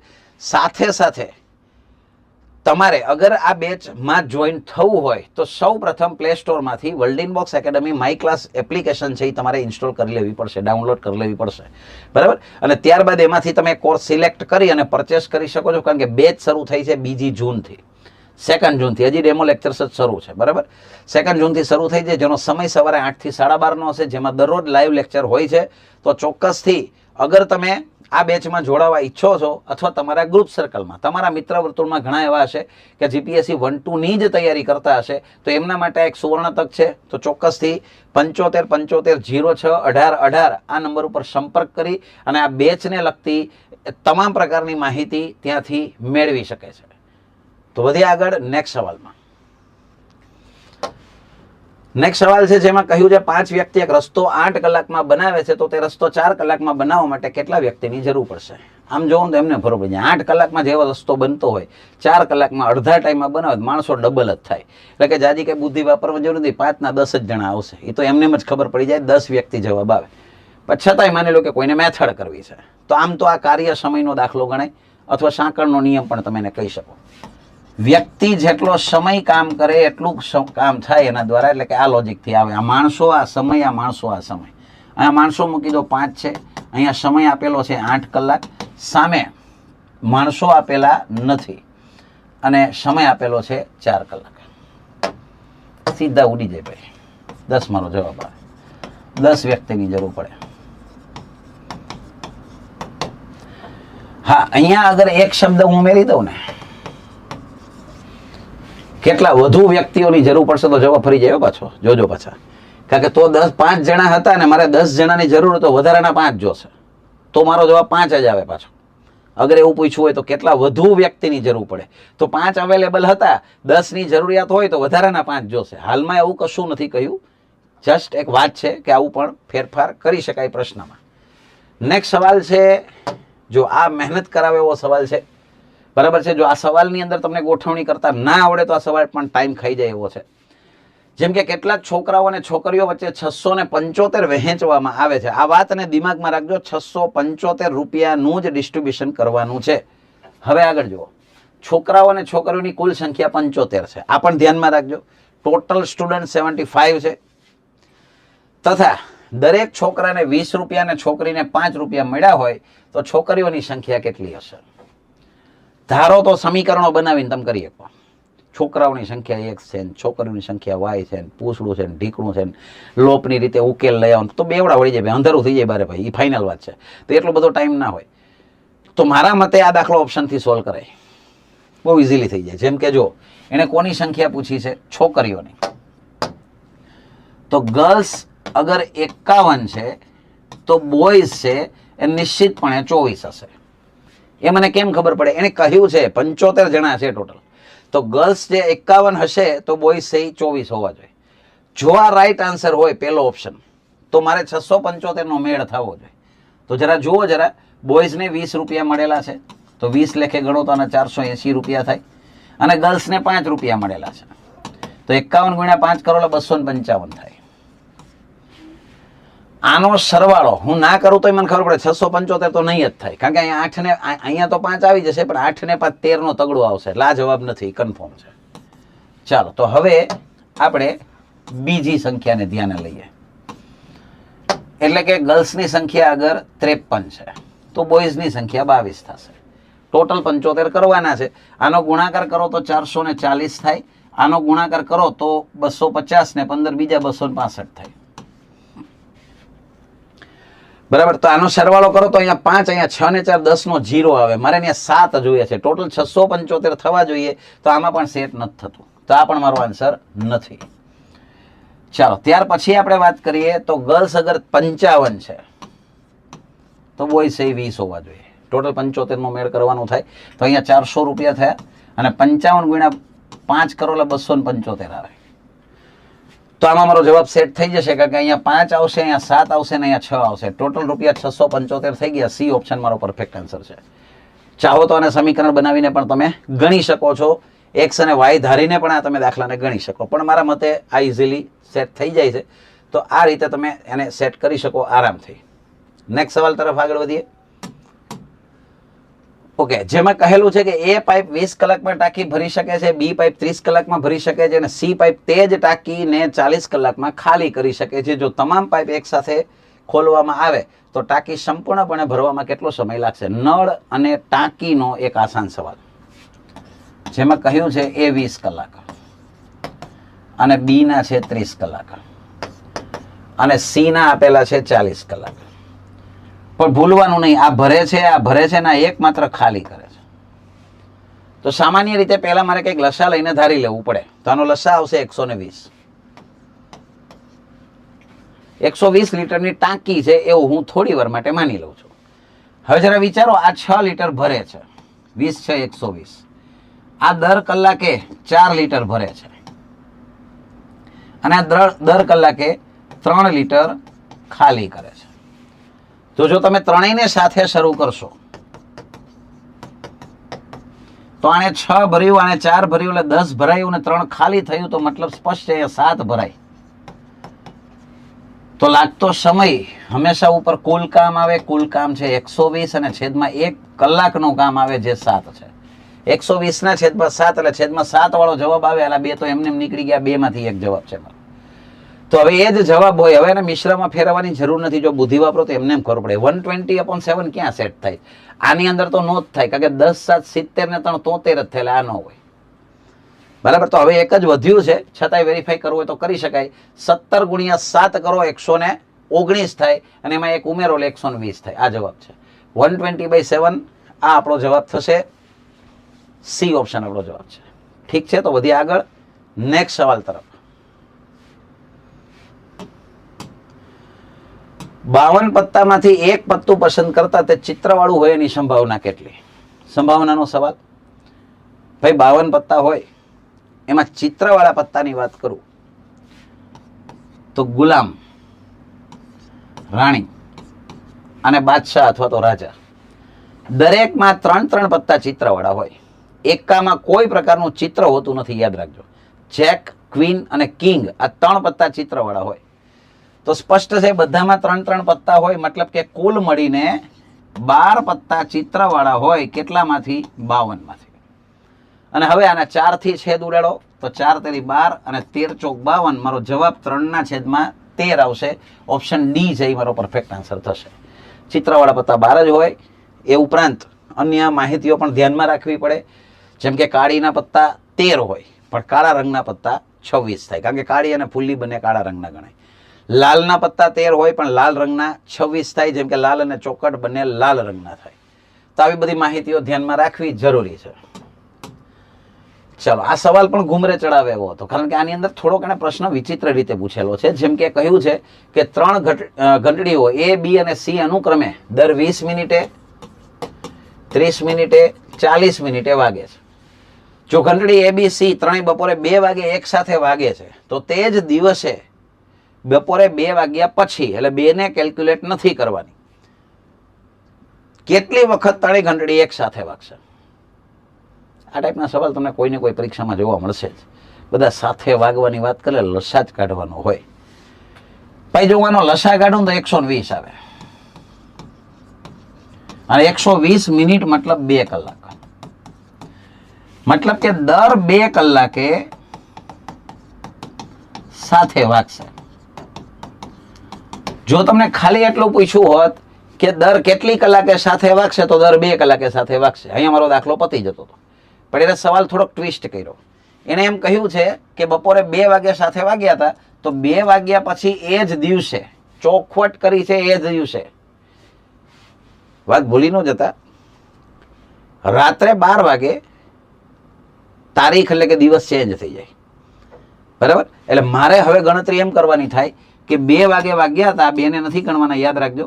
તો હવે વાગશે 4 વાગે, 2 કલાકે વાગવાની. ત્યાર પછી વાગશે 6 વાગે, ત્યાર પછી 8 વાગે, ત્યાર પછી 10 વાગે, ત્યાર પછી 12 વાગ્યાનું કાઉન્ટ નહીં થાય.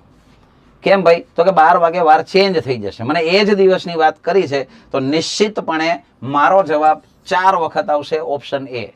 જો આમાં ભૂલ થાય એવી શક્યતા હતી, 5 પણ કદાચ કોઈએ જવાબ ટીક કરી નાખ્યો હોય એવું બની શકે, પણ 12 ને કેલ્ક્યુલેટ નથી કરવાના અને 2 ને કેલ્ક્યુલેટ નથી કરવાના. 2 પછીનું કયું છે અને એ જ દિવસે કયું છે, 12 વાગે વાર ચેન્જ થઈ જાય, એટલા માટે મારે જવાબ 4 ટીક કરવો રહ્યો, કારણ કે 5 ઓપ્શનમાં આપેલા જ છે, તો 4 પરફેક્ટ આન્સર થશે.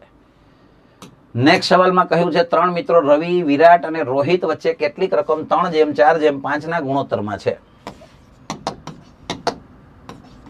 RT એટલે રોહિત સમજો. 3:4:5. હવેનો પ્રશ્ન છે વિરાટને 6,160 રૂપિયા મળે છે. આમાં વિરાટનું પ્રમાણ કયું છે? 4. તો મારે કાંઈ જ નથી કરવાનું. આ 4 છે એ 6,160 રૂપિયા છે. તો મારે શોધવાનો છે રવિનો હિસ્સો. રવિનો હિસ્સો કેટલો છે? 3 કેટલા? That's it. હવે હું આનું સાદું રૂપ આપી દઉં, જે કંઈ આવે મારો જવાબ છે.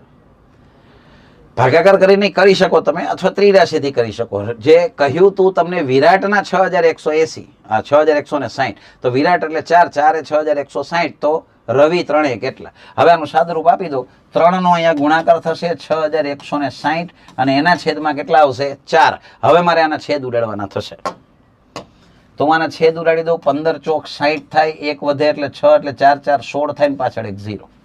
બસ હવે હું આનો ગુણાકાર કરી નાખું તો 16 તેરી 48, એટલે 48 100 અને 40 તેરી 120 બીજા, એટલે 49 20 છે એ મારો જવાબ થાય. 4920 મારો આન્સર થશે, એટલે કે ઉપરોક્ત પૈકી એક પણ નહીં. છતાંય ચાલો એકવાર વેરીફાઈ કરી લઈએ કે આપણે કંઈ લખવામાં ભૂલચૂક નથી કરીને. એનો પ્રશ્ન છે કે વિરાટને, તો વિરાટનું પ્રમાણ આપણને આમાં 4 દેખાય છે. 4 એ 6,160 અને રવિનો હિસ્સો પૂછ્યો છે, તો રવિનું પ્રમાણ 3 છે. 3 એ કેટલા? ઓકે, પરફેક્ટ જ છે. હવે એકવાર છેદ ઉડાડવામાં ચેક કરીએ. અહીંયા અચ્છા ઓકે, મેં ભૂલથી અહીંયા 16 લખ્યા છે, જે વાસ્તવમાં 15 છે. હું બોલ્યો 15 ચોક 60, પણ મેં ભૂલથી અહીંયા 16 લખ્યા. ચાલો, તો 15 ચોક 60 થાય, 1 વધે, 4 4 16 થાય, બરાબર, અને બાર પરફેક્ટ છે. હવે આનો ગુણાકાર કરો. યસ, તો 1500 ગુણ્યા 3 એટલે 4500 ને 40 તરી 120, એટલે 4620 રૂપિયા મારો જવાબ થશે. એટલે 4620 ઓપ્શન સી છે એ આપણો પરફેક્ટ આન્સર થશે, જે આપણો જવાબ છે. તો આ પણ આસાન સવાલ હતો, ગુણોત્તર અને પ્રમાણનો. નેક્સ્ટ સવાલમાં પણ ઉંમર સંબંધિત પ્રશ્ન છે. સુલેખા અને અરુણિમાની ઉંમર અનુક્રમે 9:8 ના ગુણોત્તરમાં છે. એટલે આ કાંઈ ના કહ્યું હોય ને એટલે હાલની ઉંમર હોય. સુલેખા અને અરુણિમા એનો રેશિયો છે 9:8 નો. 5 વર્ષ પછી એમનો ગુણોત્તર થશે 10:9 નો. તો તેમની ઉંમર વચ્ચે શું તફાવત હશે? એટલે મારે બેની ઉંમરનો ડિફરન્સ ફાઇન્ડ કરવાનો છે, કોઈની એકની ઉંમર નથી શોધવાની. તો મિત્રો આની પહેલાના સોલ્યુશનમાં આ પેટર્ન સમજાવી છે, અહીંયા પણ સમજાવી દઉં, જરાક ધ્યાનથી સમજજો. આની વચ્ચેનો ડિફરન્સ 5 વર્ષનો છે અને આની વચ્ચેનો ડિફરન્સ ચેક કરો ને તો 1નો જ ડિફરન્સ છે. એટલે મારે કંઈ ગુણાકાર કરવાની કોઈ રિક્વાયરમેન્ટ નથી. ઉપર નીચેનો ડિફરન્સ અગર સરખો છે, અહીંયા 1 છે, અહીંયા 1 છે, તો કંઈ મથામણ કરવાની જરૂર નથી. અહીંયા સીધો 1નો ડિફરન્સ આવે છે. એટલે અહીંથી ત્રિરાશી માંડો, 1નો ડિફરન્સ છે જે 5 વર્ષ છે. તો મને પૂછવામાં આવ્યો છે એની ઉંમર વચ્ચેનો તફાવત. આ બે વચ્ચેનો તફાવત કેટલો? 1 કેટલા? મારે બેની ઉંમર શોધવાનો કોઈ મતલબ જ નથી, બરાબર. અને ઉંમર શોધો તો 1ની 45 આવે ને 1ની 40 આવે, તોય ડિફરન્સ 5નો જ આવે. તો બસ ત્રિરાશી બની ગઈ. 1 5 તો 1 5 તો 5 જ આવે ને. મોરાની ત્રિરાશી કહેવાય ને. કેવી ત્રિરાશી? મોરાની ત્રિરાશી. 1 5 તો 1 5. That's it. આ જવાબ છે. ચાલો નેક્સ્ટ સવાલ છે. પહેલી 70 બેકી સંખ્યાઓનો મધ્યસ્થ શોધો. 70 બેકી સંખ્યા એટલે કે 2 4 6 એમ છેલ્લી આવશે 70. ભૂલથી એનો લખતા હો, છેલ્લી 140 આવે. કારણ કે યાદ કરો, તમે પહેલી બેકી સંખ્યા 2 લખી, બીજી તમે 4 લખી, તમે ડબલ કરો છો તો 70મી બેકી સંખ્યા 140 થાય. અને હવે મધ્યસ્થ એટલે તમને જાણકારી હોવી જ જોઈએ, વચ્ચે આવતી સંખ્યા એને મધ્યસ્થ કહેવાય. તો વચ્ચે આવતી સંખ્યા કઈ રીતે મળે? આ બેનો સરવાળો ભાગ્યા 2 કરો એટલે તમને વચ્ચે આવતી સંખ્યા મળી જાય. આનો સરવાળો છે એ 142 થાય, એના છેદમાં 2 કરો એટલે મારો જવાબ 71 આવે. તો કોઈ મગજમારી નહીં, આ આપણો આન્સર છે. મધ્યસ્થ એટલે વચ્ચે આવતી સંખ્યા, અને વચ્ચે આવતી સંખ્યા જોઈતી હોય તો પ્રથમ અને અંતિમનો સરવાળો કરીને 2 વડે ભાગો એટલે તમને એનો મધ્યસ્થ મળે. બરાબર છે? તો આ આપણો જવાબ છે. અને હા, અહીંયા સ્પષ્ટતા કરી દઉં, કદાચ આ ક્વેશ્ચનમાં મધ્યક પૂછેલો હોત તો પણ 71 જ આવત, કારણ કે મધ્યક આ જ રીતે મળે, યાદ રાખજો. બરાબર છે? એમાં પણ વચ્ચે આવે એ જવાબ. જ્યારે ગેપ સરખો હોય ત્યારે મધ્યક હંમેશા સેન્ટરમાં હોય, વચ્ચે હોય. નેક્સ્ટ સવાલ છે જે તમને મિશ્રણનો સવાલ દેખાય છે, ગુણોત્તર પ્રમાણની રિલેટેડ. એક પાત્રમાં દૂધ અને પાણીનું 630 મિલીલીટર મિશ્રણ 7:2 ના પ્રમાણમાં છે. મિલ્ક અને વોટરનો રેશિયો છે 7:2. કેટલું છે ટોટલ? 630 મિલીલીટર. એટલે મારે 630 ના ટોટલ 9 ભાગ કરવાના થાય. 7 અને 2 9, તો 9 સત્તા 63 એટલે 70 આવશે. અને 70 વડે હું બેયને ગુણી નાખીશ એટલે મને મિલ્ક અને વોટર કેટલું છે એ મળી જશે. તો મિલ્કની વાત કરીએ 70 ગુણ્યા 7 એટલે 490. વોટરની વાત કરીએ તો 70 ગુણ્યા 2 એટલે 140 મિલીલીટર.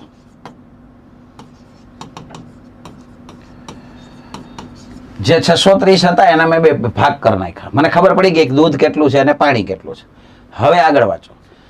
આ પાત્રમાં કેટલું પાણી રેડવાથી, વાત ભૂલાય નહીં, એની પહેલાના સોલ્યુશનમાં આવી વાત મેં સમજાવેલી છે. પાણી ઉમેરવાથી દૂધને કોઈ જ ફરક ના પડે. બસ આ વાત દિમાગમાં રાખવાની. દૂધને કોઈ ફરક નહીં પડે. દૂધ કેટલા છે? 490 મિલીલીટર દૂધ હતું, તો પછી એ 490 મિલીલીટર જ હશે. એને મારે દૂધના પ્રમાણથી ભાગવાનું થાય. આ પહેલું પ્રમાણ દૂધનું હશે, કારણ કે અહીંયા દૂધનું નામ પહેલા લખેલું છે. એટલે મારે એને સીધા 7 થી ભાગાકાર કરી દેવાનો થાય. તો 7 થી ભાગાકાર કરી દઈએ તો અહીંયા આવશે 70. અને 70 વડે ગુણી નાખો વોટરને 3 ને 70 તરી 210 મિલીલીટર જે છે એ નવા મિશ્રણમાં વોટર હશે. એટલે કે આ પરિસ્થિતિ છે પાણી ઉમેર્યા પછીની.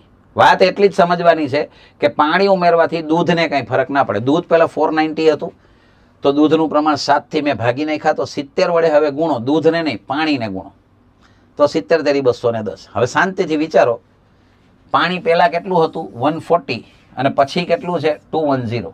તો કેટલો વધારો થયો છે? 70 મિલીલીટરનો વધારો થયો છે. તો 70 છે, ઓપ્શન એ મારો જવાબ આવશે. 70 મિલીલીટરનો વધારો થયો. આ મારો સીધો જવાબ મને મળી ગયો, કોઈ મગજમારી કર્યા વગર. That's it. નવા સવાલમાં જઈએ છીએ આગળ. એક પ્રકારનો પરચુરણ દાખલો છે. એક વ્યક્તિ પાસે 1 રૂપિયાની, 5 રૂપિયાની અને 20 રૂપિયાની નોટ છે. પછી એને ચોખવટ કરી કે દરેક નોટોની સંખ્યા સરખી છે. મતલબ કે આ અગર 20 હશે તો આ 20 હશે, આ 20 હશે, આ 30 હશે તો આ 30 હશે. તો એનો પ્રશ્ન છે, તેની પાસે 260 રૂપિયા છે, તો તેની પાસે કુલ નોટ કેટલી હશે? કુલ બધી થઈને કુલ. હવે તમને એટલી તો ખબર પડે ને કે આ નોટ સરખી કીધી છે, તો 20 હોય તો 20 20 20 એટલે કે 60 ટોટલ થાય. અગર 30 હોય તો 30 30 30 ટોટલ 90 થાય.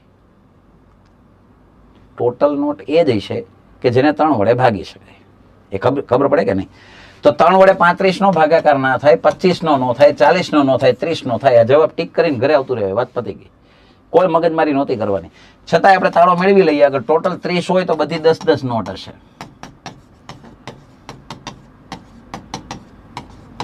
અને હવે કેલ્ક્યુલેશન કરી લો. રૂપિયા વાળી 10 નોટ એટલે 10 રૂપિયા એ થયા. 5 રૂપિયા વાળી 10 નોટ એટલે 50 રૂપિયા એ થયા. અને 20 વાળી 10 નોટ એટલે 200 રૂપિયા એ થયા. અને આ બધાનો સરવાળો કરો એટલે 260 રૂપિયા જવાબ આવ્યો, જેણે કીધા હતા આપણને મળી ગયા. ટૂંકમાં એના માટે મેં જવાબ આપ્યો કે ભાઈ કદાચ એવું બને કે 30 વડે વિભાજ્ય વાળા 2 જવાબ હોત તો, કે જેના 3 ભાગ થાય, તો હું વેરીફાઈ કરત કે 260 ક્યાં થાય છે. જ્યાં 260 થતા હોય મારો જવાબ હોય. 30 માં થઈ ગયા. જોકે એક જ ઓપ્શન હતો, આને ગણવાનો નહોતો, કારણ કે 30 એક જ એવી સંખ્યા છે કે જેના 3 સરખા ભાગ થઈ શકે. આ પ્રશ્ન ભૂલ ખવડાવે એવો છે, ધ્યાન રાખજો. એક વૃક્ષ છે, દર વર્ષે તેની ઊંચાઈમાં 1/7 ભાગથી વધે છે. 1/7 ભાગથી વધારો થાય છે. આજે 49 સેન્ટીમીટર ઊંચું છે આજે, બરાબર. તો 2 વર્ષ પછી કેટલું વધશે? આવો એનો સવાલ છે. એટલે કે 2 વર્ષ પછીની ઊંચાઈ કેટલી હશે? જો ભાઈ 1/7 એટલે છેદ ઉડાડો એટલે હાથ વધે એવો મતલબ થાય. પણ તમે લોકો ભૂલ શું કરો? 49 પહેલી વાર વધે એટલે 7 ઉમેરો એટલે 56 થાય, બીજી વાર 7 ઉમેરો એટલે 63 થાય. તો 63 છે એનો જવાબ હોય. ઠીક છે, તો બાય ચાન્સ 63 આપ્યા નથી તો 63 ટીક કરીને આવતા રહ્યા. દર વર્ષે 1/7 વધે છે. એનો અર્થ શું થાય ભાઈ? પેલા 49 હતી, હવે આમાં 1/7 એટલે આટલા થાય, 7 નો વધારો થાય એટલે અહીંયા 56 થઈ જાય. તો હવે નેક્સ્ટ યરમાં જે 1/7 વધે એ 56 ના વધે. ખ્યાલ આવ્યો મારી વાતનો? અહીંયા 56 નો વધારો થાય એટલે 7 8 56 એટલે હવે વધારો 8 નો થશે એટલે અહીંયા 64 છે એ તમારો જવાબ થાય. હવે નાની નાની ભૂલો છે ને ક્યારેક માર્ક ખાઈ જાય એટલે બહુ ધ્યાન રાખવાનું કે ભાઈ દર વખતે 1/7 વધે છે એટલે પેલા જે વધે 49 ના વધે, પણ પછી 1/7 વધે 56 ના વધે. એટલે સેકન્ડ યર 2 વર્ષ પછી એનો જે ઊંચાઈ હશે એ 64 સેન્ટીમીટર હોવી જોઈએ. આ આપણો પરફેક્ટ આન્સર. ચલો, આ પણ ઘૂમરે ચડાવે એવો સવાલ હતો કે AB બરાબર 64 ની બરાબર કોણ થાય છે? એટલે એવું કહેવા માંગે છે કે A અને B નો ગુણાકાર 64 આવવો જોઈએ. આવું જ બેઠે બેઠું આવવું જોઈએ. જો શાંતિથી જુઓ ને તો A જેમ 8 અને અહીંયા B જેમ 8. દાખલા તરીકે C ઓપ્શન થી મેં શરૂઆત કરી. હાલો, C ઓપ્શન થી શરૂઆત કરી તો તમને એટલી તો ખબર પડે કે આમાં AB નો ગુણાકાર થવાની કોઈ શક્યતા જ નથી, કારણ કે A આ બાજુ છે અંશમાં, B પેલી બાજુ છે, એટલે આ જવાબ તો જિંદગીમાં નો આવે. મતલબ એક વાત કન્ફર્મ છે, A અને B ગુણાકારમાં ક્યારે આવે? જ્યારે એકમાં A અંશમાં હોય ને એકમાં B છેદમાં હોય ને તો જ આવે, બાકી નો આવે. એવું મને D ઓપ્શનમાં દેખાય છે. એકમાં A અંશમાં, જો આમાં 2 અંશમાં છે, આ પેલું હોય અંશમાં હોય, આમાં 2 છેદમાં છે. તો આમ પ્રેક્ટિકલી બુદ્ધિ વાપરતા આવડે ને તો આ 3 તો જવાબમાંથી એમના એમ જ નીકળી જાય. તો ચોથો જ જવાબ હોય છતાંય જો વેરીફાઈ કરી લઈએ, 32 A બરાબર B B. મેં શું કહ્યું? મારે એને B ને ગુણાકારમાં લઈ આવવા હોય તો એક જ રસ્તો છે, એક જગ્યાએ અંશમાં હોવું જોઈએ, એક જગ્યાએ છેદમાં હોવું જોઈએ. હવે ચોકડી ગુણાકાર કરી નાખો, આ 2 ને અહીંયા ગુણી નાખો, આને અહીંયા ગુણી નાખો એટલે 64 બરાબર AB છે એ મારો પરફેક્ટ જવાબ સેટ થાય છે ઓપ્શન D માં. નેક્સ્ટ સવાલમાં આગળ વધીએ, જેમાં એવું કહેલું છે કે PQR ની સરાસરી ઉંમર, સરાસરી એટલે સરેરાશ 20 વર્ષ છે. તો મિત્રો તમે જાણતા જ હશો કે અગર મારે એનો સરવાળો જોતો હોય તો 20 ને 3 સાથે ગુણી નાખવા પડે એટલે 20 તરીને 60 આનો સરવાળો થાય. હવે એ જ રીતે P અને Q ની સરેરાશ આપી છે, એ 19 વર્ષ છે, તો એને મારે 2 થી ગુણવાના થાય કારણ કે 2 વ્યક્તિ છે, તો અહીંયા 38 થશે. તો હવે કઈ મારે કહેવાની જરૂર નથી, જો ત્રણેય જણાનો સરવાળો 60 છે, એમાંથી પહેલા 2 જણા છે એનો સરવાળો 38 છે, એવું બાદ કરી નાખું ને એટલે મને મળશે R મળશે. ચોખ્ખી વાત છે. આ 60 માંથી 38 બાદ કરો એટલે 22 વર્ષનો R હોવો જોઈએ. આ આપણો જવાબ છે, કારણ કે તો પ્રેક્ટિકલ વાત છે. 3 વ્યક્તિનો સરવાળો 60, એમાં પહેલા 2 નો સરવાળો 38 હું બાદ કરું એટલે 22 વર્ષે R ની ઉંમર હોવી જોઈએ.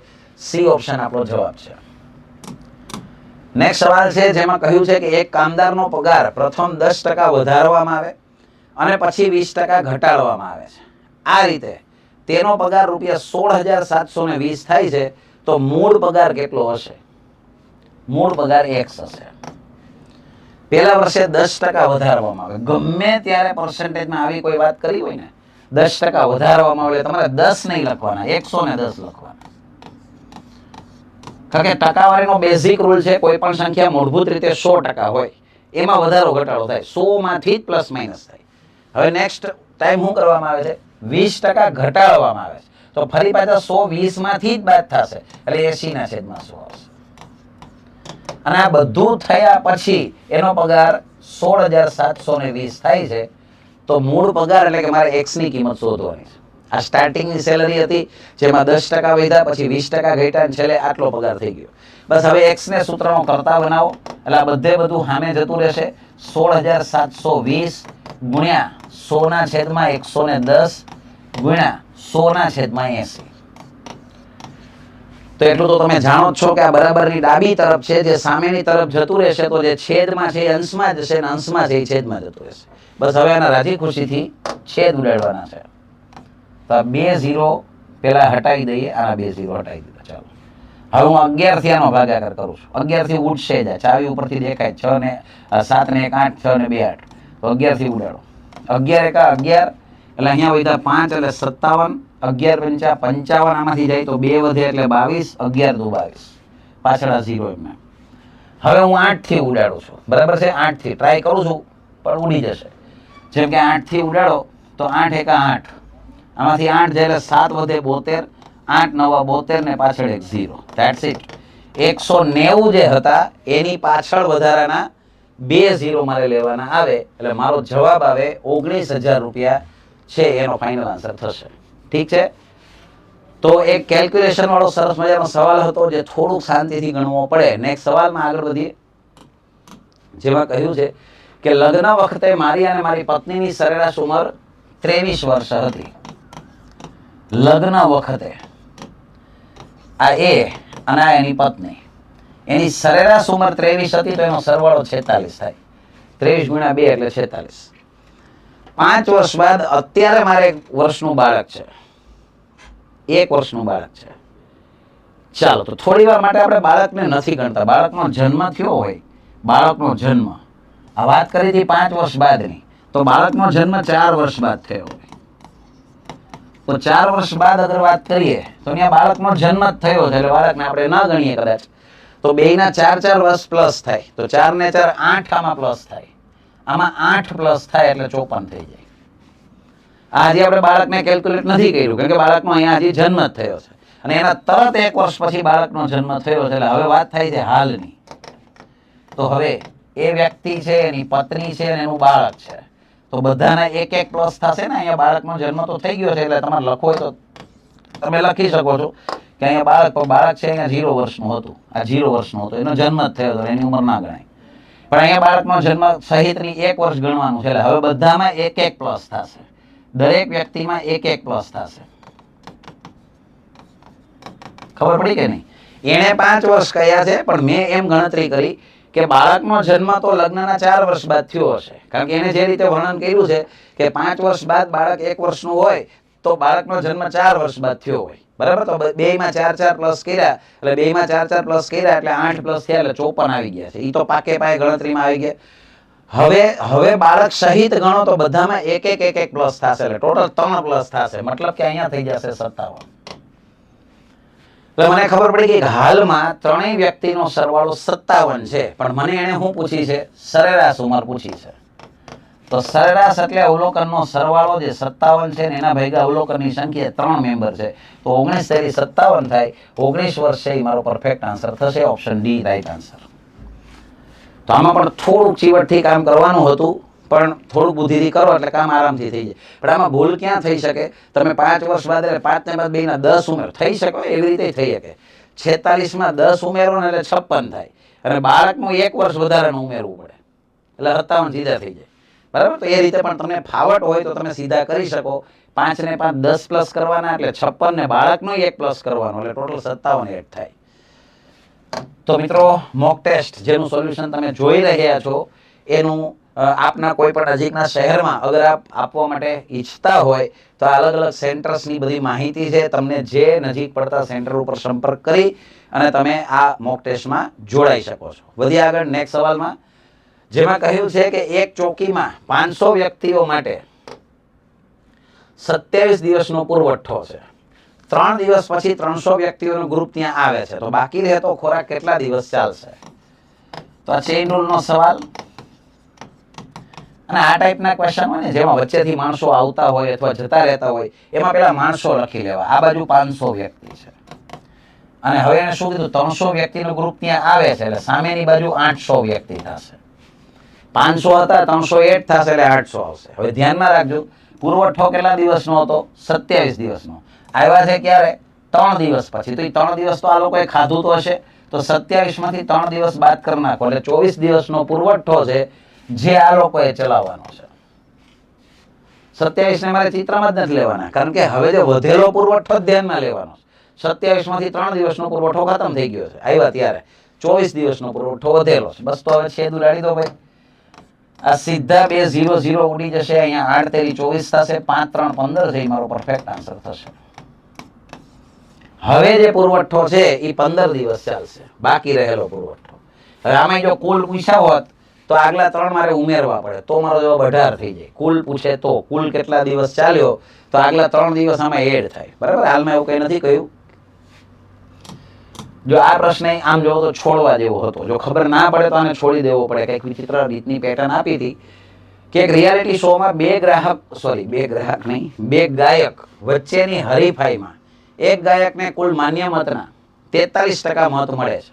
આ વાત મગજમાં રાખજો. કુલ માન્ય મતના 43% મત મળેલા છે એક જણાને. કુલ મત જે કઈ હશે એમાંથી 17% મત અમાન્ય છે. જો કુલ મતની સંખ્યા 50,000 હોય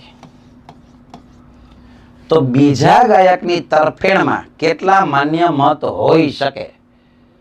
એ એટલી બધી શબ્દોની માયાજાળામાં રીચી છે કે આમાં તમને ખરેખર જો ખબર ના પડે તો આ પ્રશ્ન છોડી દેવો પડે, નહીં તો ટાઈમ ખાઈ જાય. હવે સમજો મારી વાત. ટોટલ મત 50,000 હતા. હવે એમાંથી ટોટલ એટલે 100%, એમાંથી 17% અમાન્ય છે. 17% ને રદ કરવાના છે. તો 100% માંથી 17% ને રદ કરો ને તો 83% માન્ય થાય. અને ટકા હોય એટલે છેદમાં 100 લેવા પડે. એટલે હવે જે અમે લખ્યા છે ને એ માન્ય મત, વેલિડ વોટ લખ્યા છે. 50,000 માંથી 83% જ વેલિડ છે, 17 તો ઇનવેલિડ છે. એટલે ચોખ્ખી ના પડતી છે અમાન્ય. હવે એ વાંચો કે પહેલો જે હરીફ છે, પહેલો હરીફ એટલે કે પહેલો ગાયક, એને માન્ય મતના કેટલા ટકા મત મળ્યા છે? 43%. પણ તમને પેલાનું નથી પૂછ્યું, એટલે પાછું પૂછ્યું છે શું? બીજા ગાયકનું પૂછ્યું છે. તો સાચી વાત કરું ને ભાઈ, તો પહેલા ગાયકને અગર 43% મળ્યા હોય 100% માંથી, 100% જ ગણાય, મગજમાં રાખજો હંમેશા, તો બીજાને 57% મળ્યા હશે. આને 100 માંથી બાદ કરો ને એટલા ટકા મળ્યા હશે, 57% વેલિડ વોટ હશે. આમ ગણતરી થાય. ટકાવારીનો એક રૂલ હંમેશા યાદ રાખવાનો, દર વખતે સંખ્યા પોતે 100% થઈ જાય. જેમ કે પેલા 100% આ હતા, પછી 100% આ છે. આ આખે આખું છે ને 100% તરીકે વર્તે, યાદ રાખજો. એમાંથી 43% પેલાને મળ્યા હોય તો બીજાને 57% મળ્યા હોય. બસ હવે આનું મારે સાદુરૂપ આપવાનું છે. એનો પ્રશ્ન એ જ છે કે કેટલા મત હોઈ શકે, આવો એનો સવાલ છે. ગણતરી બેવડાવાળી એવી ગણતરી છે. પણ જો ભાઈ પર્સનલી આમ લોજિકલી તમે વિચારો ને, કરશું હમણાં ગણતરી આપણે નિશ્ચિતપણે કરશું. જો પેલા તો 4 0 ઉડાડી દો હાલો. હવે છે ને મને એક વાત તો એ ખબર પડે છે કે આ 19 તેરી 57 છે, એમાં 3 આવે છે. 3 19 તેરી 57 એટલે 3 વડે વિભાજ્ય છે ને મારો જવાબ હોય. 3 થી નો ભાગી શકાય. 8 ને 2 10 ને 5 15 ને ભાગી શકાય. 3 ને 2 5 ને 6 11 ને 5 16 ને 5 21 આને ભાગી શકાય. 8 ને 16 ને 4 20 ને 5 25 આ નો ભાગી શકાય. એટલે 2 તો એમને નીકળી ગયા, કારણ કે 3 વડે વિભાજ્ય મારો જવાબ આવે છે. બીજું, હવે 2 વધ્યા એમાંથી જેને 19 વડે ભાગી શકાય નહીં તમારો જવાબ હોય. 19 તેરી 57 હું હમણાં બોલ્યો તો 19 વડે આનો ભાગાકાર કરી જુઓ. 19 1 19 એટલે વધે 4 46, 19 દુ 38. તો આમાંથી 38 જશે તો 8 વધશે, ઉપરથી આવશે 5. 19 5 95 વધી જાય એટલે 19 ચોક 76 થી મારે ભાગ ચલાવવો પડે. તો 15 માંથી 6 જાય તો 9 વધે, અને અહીંયા તો ઓકે 9 જ વધશે ખાલી, અને ઉપરથી આવ્યા તો જો આને 19 થી ભાગી શકાય. તો આ જવાબ હોઈ શકે, અને આને 19 થી ભાગાકાર થશે જ લગભગ, તો એવું મને દેખાય છે. છતાંય ચેક કરી લઈએ. 19 1 19 9 વધશે 95, મતલબ બંને જવાબ સેટ થાય. 19 5 95 થાય. તો હવે આપણી પાસે કોઈ વિકલ્પ નથી, પણ એટલીસ્ટ એક્ઝામની અંદર થોડોક આવો તુક્કો લગાવી દેવો, જેથી કરીને તમને થોડોક જવાબની નજીક તો તમે પહોંચી શકો. મને એટલી ખબર પડી 4 માંથી 2 તો નીકળી ગયા. 3 વડે વિભાજ્યના ગતકડાથી 2 સીધા નીકળી ગયા. બસ તો હવે શું કરવાનું? હવે માતાજીનું નામ લેવાનું મનમાં, અને ભવ્ય કાર્યક્રમનું આયોજન કરવાનું, ગુણાકાર કરવાનો, બીજું કાંઈ ન થાય.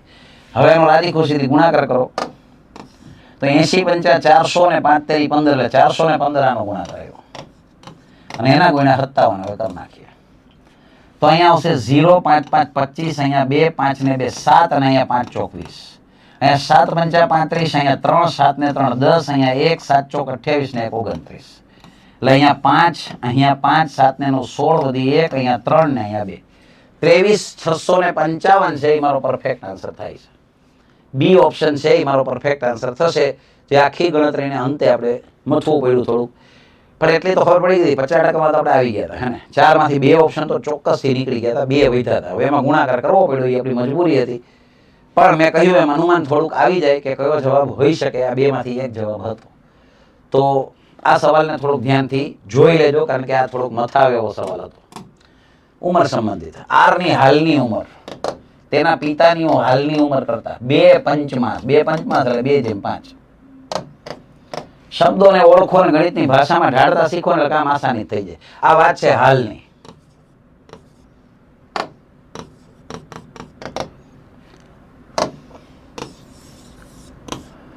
ચાલો, 2 પંચમાંશ એટલે 2/5. હવે આગળ જુઓ. 8 વર્ષ પછી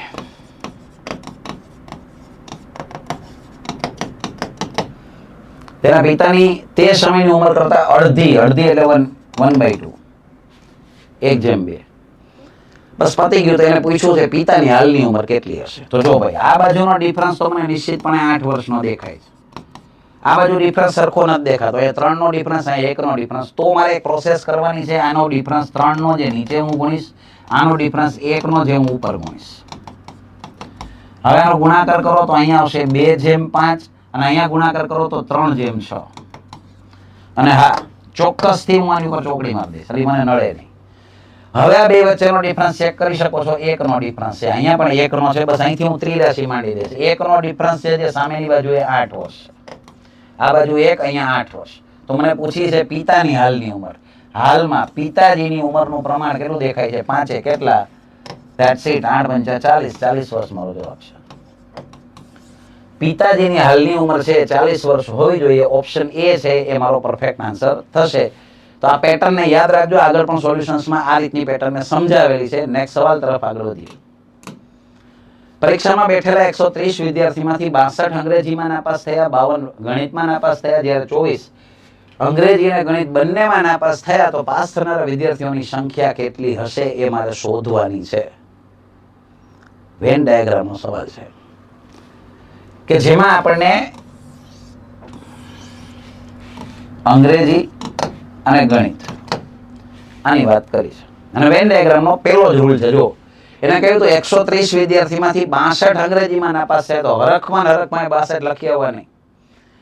52 ગણિતમાં નાપાસ થયા, તો અહીંયા 52 લખવાના નથી. જ્યારે 24 અંગ્રેજી અને ગણિત બંનેમાં નાપાસ થયા છે, એટલે કે અહીંયા પેલા મારે 24 લખી લેવાના. બંનેમાં કોમન હિસ્સો પેલા લખવાનો, હંમેશા યાદ રાખજો. હવે મિત્રો, આ જે ભાગ છે ને એ આખો અંગ્રેજીનો હિસ્સો છે. એમાં અંગ્રેજીમાં કેટલા હતા? 62, 62. એમાંથી હું આને બાદ કરી નાખો તો 12 માંથી 4 જાય તો 8 વધે ને 5 માંથી 2 જાય 3 વધે. એટલે કે અહીંયા 38 મેમ્બર હશે. એ અહીંયા હશે જે માત્ર અંગ્રેજીમાં ફેલ થયા છે, નાપાસ થયા છે. આ બેનો સરવાળો કરશો તો 62 થઈ જશે. હવે ગણિતમાં કેટલા હતા? 52. તો 52 માંથી અગર 24 ને બાદ કરશો તો 28 આવશે. 28 જણા એવા છે જે માત્ર ગણિતમાં નાપાસ થયા છે. બરાબર. અને હવે આપણને શું પૂછેલું છે? પાસ થનારા વિદ્યાર્થીની સંખ્યા કેટલી. તો આ બધાનો ટોટલ કરી લો. આ બધા એવા મહાનુભાવો છે જે ફેલ થયા છે. તો એનો સરવાળો કરો તો 8 ને 4 12 ને 8 20 નો 0 વધી આવશે 2, 3 ને 2 5 ને 2 7 ને 2 9. એટલે કે 90 વિદ્યાર્થી એવા છે કે જે નાપાસ થયા છે. નાપાસ થનારા 90 વિદ્યાર્થી છે. તો મને પૂછ્યા હતા પાસ થનારા, તો ટોટલ સંખ્યા કેટલી હતી? 130. એમાંથી 90 અગર નાપાસ થયા હોય તો ચોખ્ખી વાત છે 40 જણા છે એ બંને વિષયમાં પાસ થયા છે. જે આની અંદર નહીં આવે એ રાઉન્ડની બહાર આવશે. એટલે 40 મારો જવાબ આવશે. બંનેમાં પાસ થનારા વિદ્યાર્થીઓની સંખ્યા છે એ 40 હોવી જોઈએ. આ રીતે મારે વેન ડાયાગ્રામથી સમજીને દાખલાને ગણવાનો. તો જોઈએ 50 નંબરનો સવાલ, જેમાં કહ્યું હતું કે એક વિદ્યાર્થીને 180 ગુણ મેળવેલ છે તોય 20 ગુણથી નાપાસ થયો છે. 180 તો એને ઓલરેડી આવ્યા છે, તોય નાપાસ થયો. તો હવે એને પાસ કરવો હોય તો કેટલા માર્ક હોવા જોઈએ? 200 હોવા જોઈએ. 200 હોત તો પાસ થઈ જાય ભાઈ. બરાબર. હવે એને પાસ થવા માટે કેટલા જરૂરી છે? 40%. બસ તો થઈ ગયું. ટૂંકમાં મને અહીંથી પાસિંગ ગુણ મળી જાય. 180 ગુણ આવવા છતાં 20 ગુણથી નાપાસ થયો હોય તો પાસિંગ ગુણ 200 હોવા જોઈએ. એ નક્કી થઈ ગયું. એના ટકા 40 આપેલા છે. તો મહત્તમ ગુણ કેટલા? મહત્તમ એટલે 100% એ કેટલા? તો મને અહીંયા દેખાઈ જાય 5 ગણા છે. તો આ 5 ગણા એટલે 500 માર્કનું પેપર હોય. આ મારો જવાબ છે. ઓપ્શન ડી છે એ મારો પરફેક્ટ આન્સર થશે. તો આસાન સવાલ આ પણ હતો, આમાં કઈ બહુ જાજી મગજમારી નહોતી. હવે આ તમને ખબર હોવી જોઈએ કે 1 થી 100 ની અગર હું વાત કરતો હોય ને તો આ જે છે ને એકડો એ 21 વખત આવે. અગર 1 થી 100 ની હું વાત કરતો હોય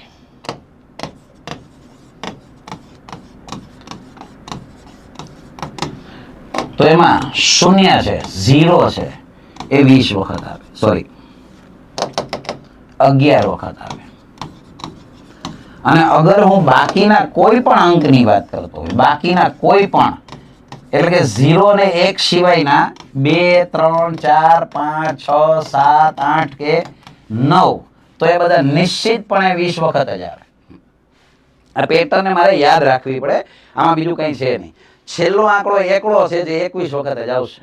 0 ને મારે 11 વખત યાદ રાખવાના અને બાકીના તમામ આંકડા 20 વખત જ આવે. એટલે અહીંયા મને પૂછ્યું છે, કોના વિશે પૂછ્યું છે? 3 વિશે પૂછ્યું છે. તો મારો જવાબ શું આવશે? ઓપ્શન એ 20 છે એ મારો પરફેક્ટ આન્સર થશે. ઇન શોર્ટ આ પેટર્નને મારે નિશ્ચિતપણે યાદ જ રાખવી પડે, ગોખવી પડે, સાદી ભાષામાં કહું તો. હા, કોઈને સ્ક્રીનશોટ લેવો હોય તો લઈ લેજો.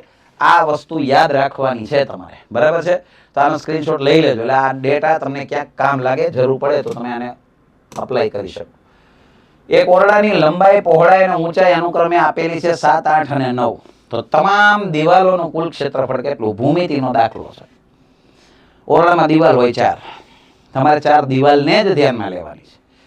તો તમને ખબર પડે કે ભાઈ બધી બબે દિવાલો સામસામેની સરખી જ આવશે.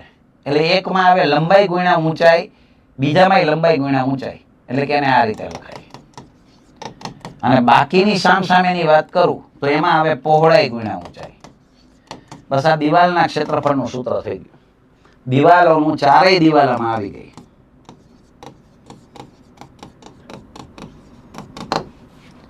લંબાઈ ગુણ્યા ઊંચાઈ 2 વખત આવે, પહોળાઈ ગુણ્યા ઊંચાઈ 2 વખત આવે. હવે આમાં કિંમત મૂકી દો, જે કંઈ આવે મારો જવાબ છે. પણ કિંમતો સમજી નો. પહેલી છે લંબાઈ છે, બીજી પહોળાઈ છે, ત્રીજી ઊંચાઈ છે. લંબાઈ છે 7, ઊંચાઈ 8 નથી 9 છે, ધ્યાન રાખજો. ફરી પાછી પહોળાઈ છે 8, ઊંચાઈ 9 છે. અને હવે આનું સાદરૂપ 7 9 63 અને 8 9 72. આ બેનો સરવાળો કરો એટલે કેટલા થશે? 135. અને આના ડબલ કરો એટલે 270 ચોરસ મીટર. આ મારો જવાબ થાય. ક્ષેત્રફળ છે ને એટલે ચોરસ મીટર આવે. તો 270 ચોરસ મીટર છે એ મારો પરફેક્ટ આન્સર થશે. ઓપ્શન બી છે એ રાઈટ આન્સર છે. ઓકે, ચારે દિવાલનું ક્ષેત્રફળ, દિવાલનું સૂત્ર પણ યાદ રાખી લેજો કે ચારે દિવાલ માટે આ રીતનું ફોર્મેટ લાગુ પડે. નેક્સ્ટ સવાલમાં કહ્યું છે A એક કામ 12 દિવસમાં, B 18 દિવસમાં, તો બંને સાથે મળે તો કેટલા દિવસમાં પૂરું થાય? હવે આવા સવાલો તો ચવાઈ ગયા છે. હવે બધાને ખબર છે કે આમાં લસા જ કાઢવાનો હોય. આનો લસા આવશે 36. A ના 12, B ના 18, તો આનો લસા આવે 36. અહીંયા આવશે 3 ને અહીંયા આવશે 2, તો ટોટલ થાય 5. અને લાગતો સમય ઉપર કુલ કામ, નીચે 1 દિવસનું કામ. તો મને નથી લાગતું કે હવે આવા સવાલમાં તો કોઈ દુવિધા થાય, કારણ કે આ તો સવાલો ચવાઈ ગયા. બધાને ખબર પડે છે કે 12 અને 18 નો લસા કાઢવાનો હોય, જે કુલ કામ છે, અને 1 દિવસનું કામ શોધી લેવાનું. 12 તેરી 36, 18 દુ 36, એટલે ટોટલ 5, કારણ કે બે ભેગા કામ કરે છે. બસ આ મારો જવાબ છે. હવે એને પોઈન્ટમાં એને ફેરવ્યા છે. તો થોડી વાર પહેલા મેં કહેલું કે છેદમાં 5 હોય ને ત્યારે ઉપરના ડબલ કરો અને એક આંકડા પહેલા પોઈન્ટ મૂકો. આ જવાબ છે. 36 ના ડબલ 72 થાય અને એમાં એક આંકડા પહેલા પોઈન્ટ 7.2 છે એ મારો પરફેક્ટ આન્સર થશે. કાર્ય અને સમયનો સિમ્પલ સવાલ હતો. નેક્સ્ટ સવાલમાં આગળ વધીએ છીએ, જેમાં કહેલું છે કે એક ક્રિકેટ ટુર્નામેન્ટમાં કુલ 45 મેચ રમવામાં આવી.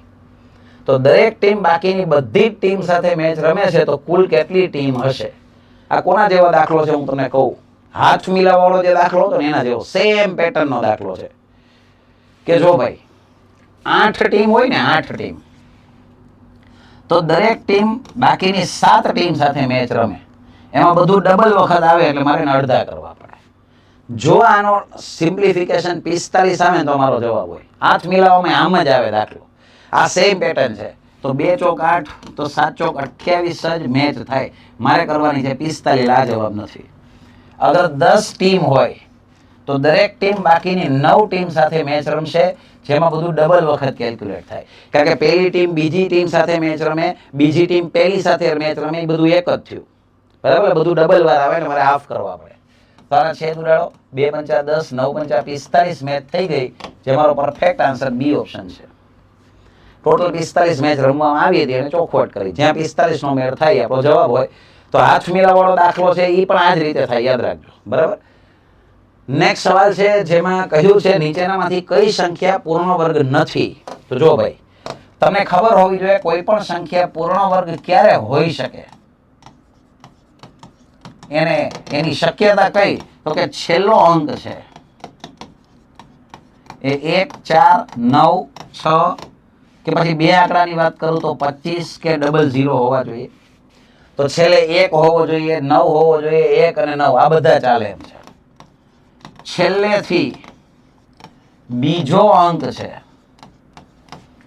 એ બેકી સંખ્યા હોવો જોઈએ. સેકન્ડ લાસ્ટ બેકી સંખ્યા હોવો જોઈએ. સિવાય કે 6 ના કેસમાં અપવાદ આવે કે જો છેલ્લે 6 હોય તો છેલ્લેથી બીજો એકી સંખ્યા આવે. તો હું ચેક કરી લઉં. જો અહીંયા 1 છે તો એની આગળ બેકી આ પૂર્ણ વર્ગ હોઈ શકે, મને ન હોઈ શકે એમ પૂછ્યું છે. 9 છે તો એની આગળ બેકી આ હોઈ શકે. 1 છે તો એની આગળ એકી સંખ્યા આ ન હોય. બસ વાત પતી ગઈ. છેલ્લામાં 9 ની આગળ 8 બેકી સંખ્યા આપી છે, તો મને બીજા જ રૂલ થી ખબર પડી કે સી ઓપ્શન છે ને પૂર્ણ વર્ગ જિંદગીમાં ન હોય. કારણ કે પૂર્ણ વર્ગ હોવા માટેની ટર્મ્સ એન્ડ કન્ડિશન આ 2 લખી એ પ્રમાણે. આનાથી મને શક્યતા ખબર પડે કઈ સંખ્યા પૂર્ણ વર્ગ હોવાના ચાન્સીસ છે, પોસિબિલિટી છે, શક્યતા છે.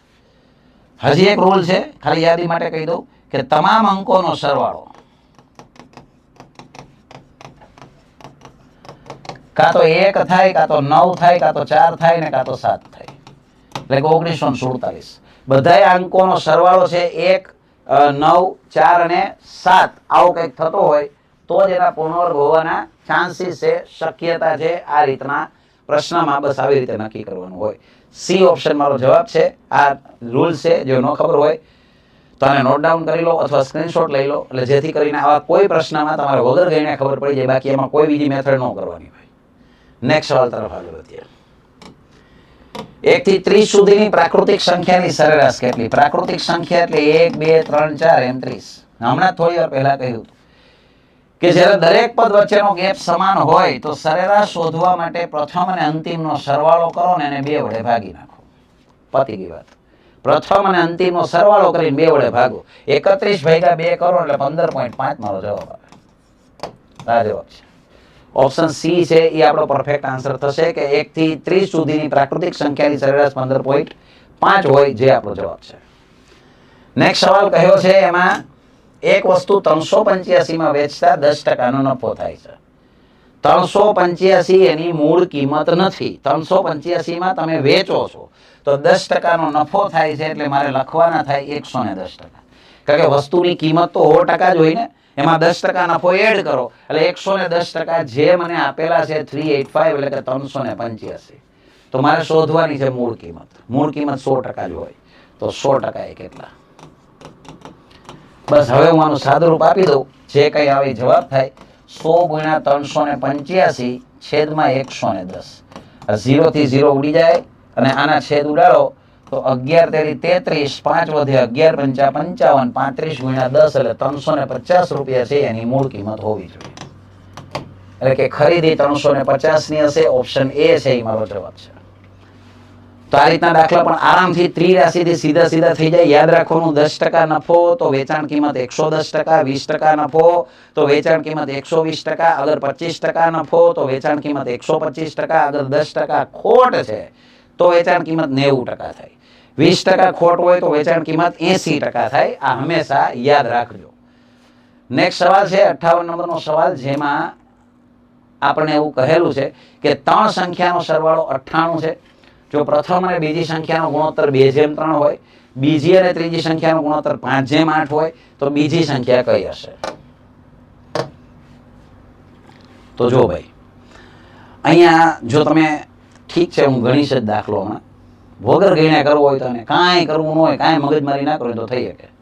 ભલે બધી વખતે આવા તુક્કા ના હાલે, પેલા ચોખવટ કરું છું. પણ આવી બુદ્ધિ વાપરી લેવાની. તમને કઈ પૂછી છે? બીજી સંખ્યા. હવે આમાં બીજી સંખ્યાનું પ્રમાણ કયું છે? 3. આ તો પેલી છે ને, આ બીજી છે. અને અહીંયા બીજી અને ત્રીજી. આમાં બીજી ને ત્રીજીમાં બીજીનું પ્રમાણ કયું? 5. તો તમારો જવાબ એ જ હશે કે જેને 3 વડે ને 5 વડે 2 થી ભાગી શકાતા હશે. 3 થી એ ભાગાકાર થવો જોઈએ, 5 થી થવો જોઈએ. તો જો આનો 3 થી 5 થી 2 થી થાય, પણ આનો 3 થી 5 થી નો થાય. 5 થી થાય પણ 3 થી નો થાય. આનો 2 માંથી એકય થી નથી થતો. આનો 5 થી થાય પણ 3 થી નો થાય. બસ ડી ઓપ્શન મારો જવાબ છે. કઈ નથી ગણવું તો આ સીધો સીધો મેં જવાબ આપ્યો. કદાચ બની શકે દર વખતે આવું સંભવ ન થાય એટલે આપણે રીતે શીખવી અનિવાર્ય છે. બાકી થશે તો આ જ રીતે. જો હવે એને કહ્યું છે એ પ્રમાણે પ્રથમ અને બીજી સંખ્યાનો ગુણોત્તર છે 2:3 અને બીજી અને ત્રીજી સંખ્યાનો ગુણોત્તર છે 5:8.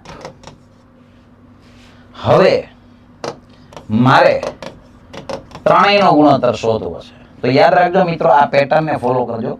હંમેશા આ રીતે ગુણાકાર કરવાનો. તો 2 5 10 થશે, 5 3 15 થશે અને 8 3 24 થશે. આ ત્રણેયનો ગુણોત્તર મળી ગયો. હવે મને ત્રણેયનો સરવાળો કેટલો આપ્યો છે? 98.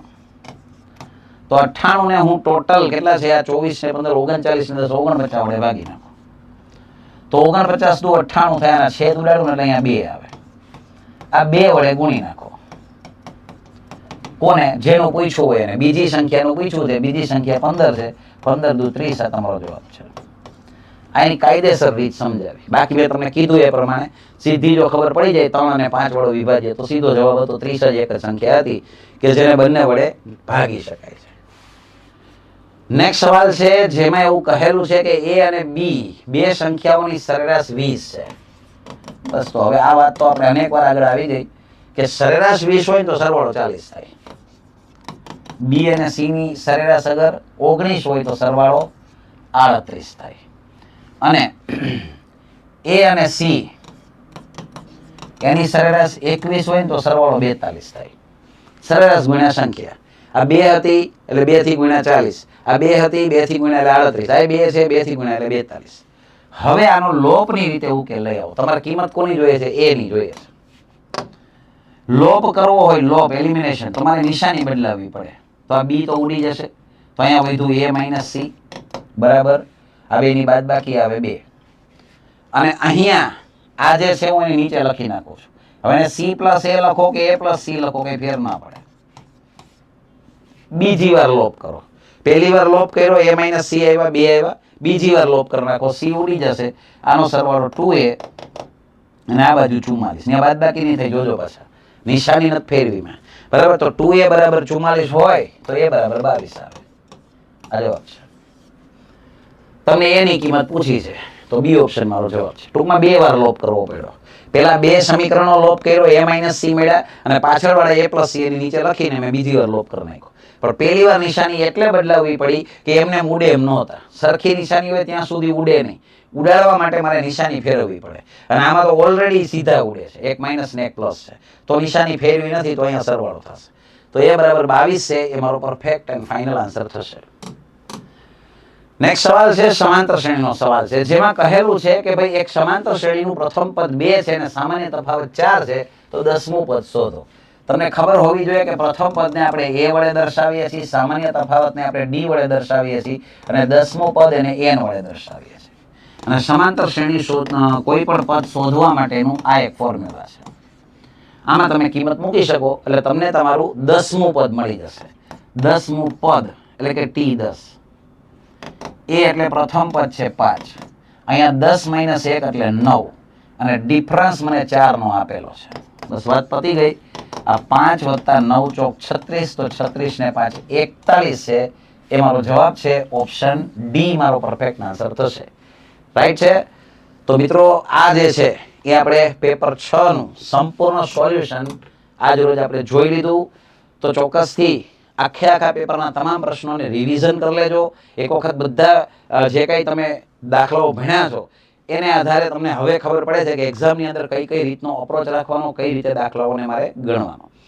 તો મિત્રો લાઈક કરવાનું ભૂલશો નહીં. બરાબર છે કે જે સરસ રીતે સોલ્યુશન કરાવી રહ્યા છીએ તો ચોક્કસથી એક લાઈક તો બને છે. તો લાઈક કરજો અને કમેન્ટ પણ ચોક્કસથી કરજો. અને હા, સબસ્ક્રાઇબ કરવાનું બાકી હોય તો વર્લ્ડ ઇનબોક્સ એકેડેમીની યુટ્યુબ ચેનલને સબસ્ક્રાઇબ પણ કરી લેજો. મળીએ છીએ. જય હિન્દ, જય ભારત.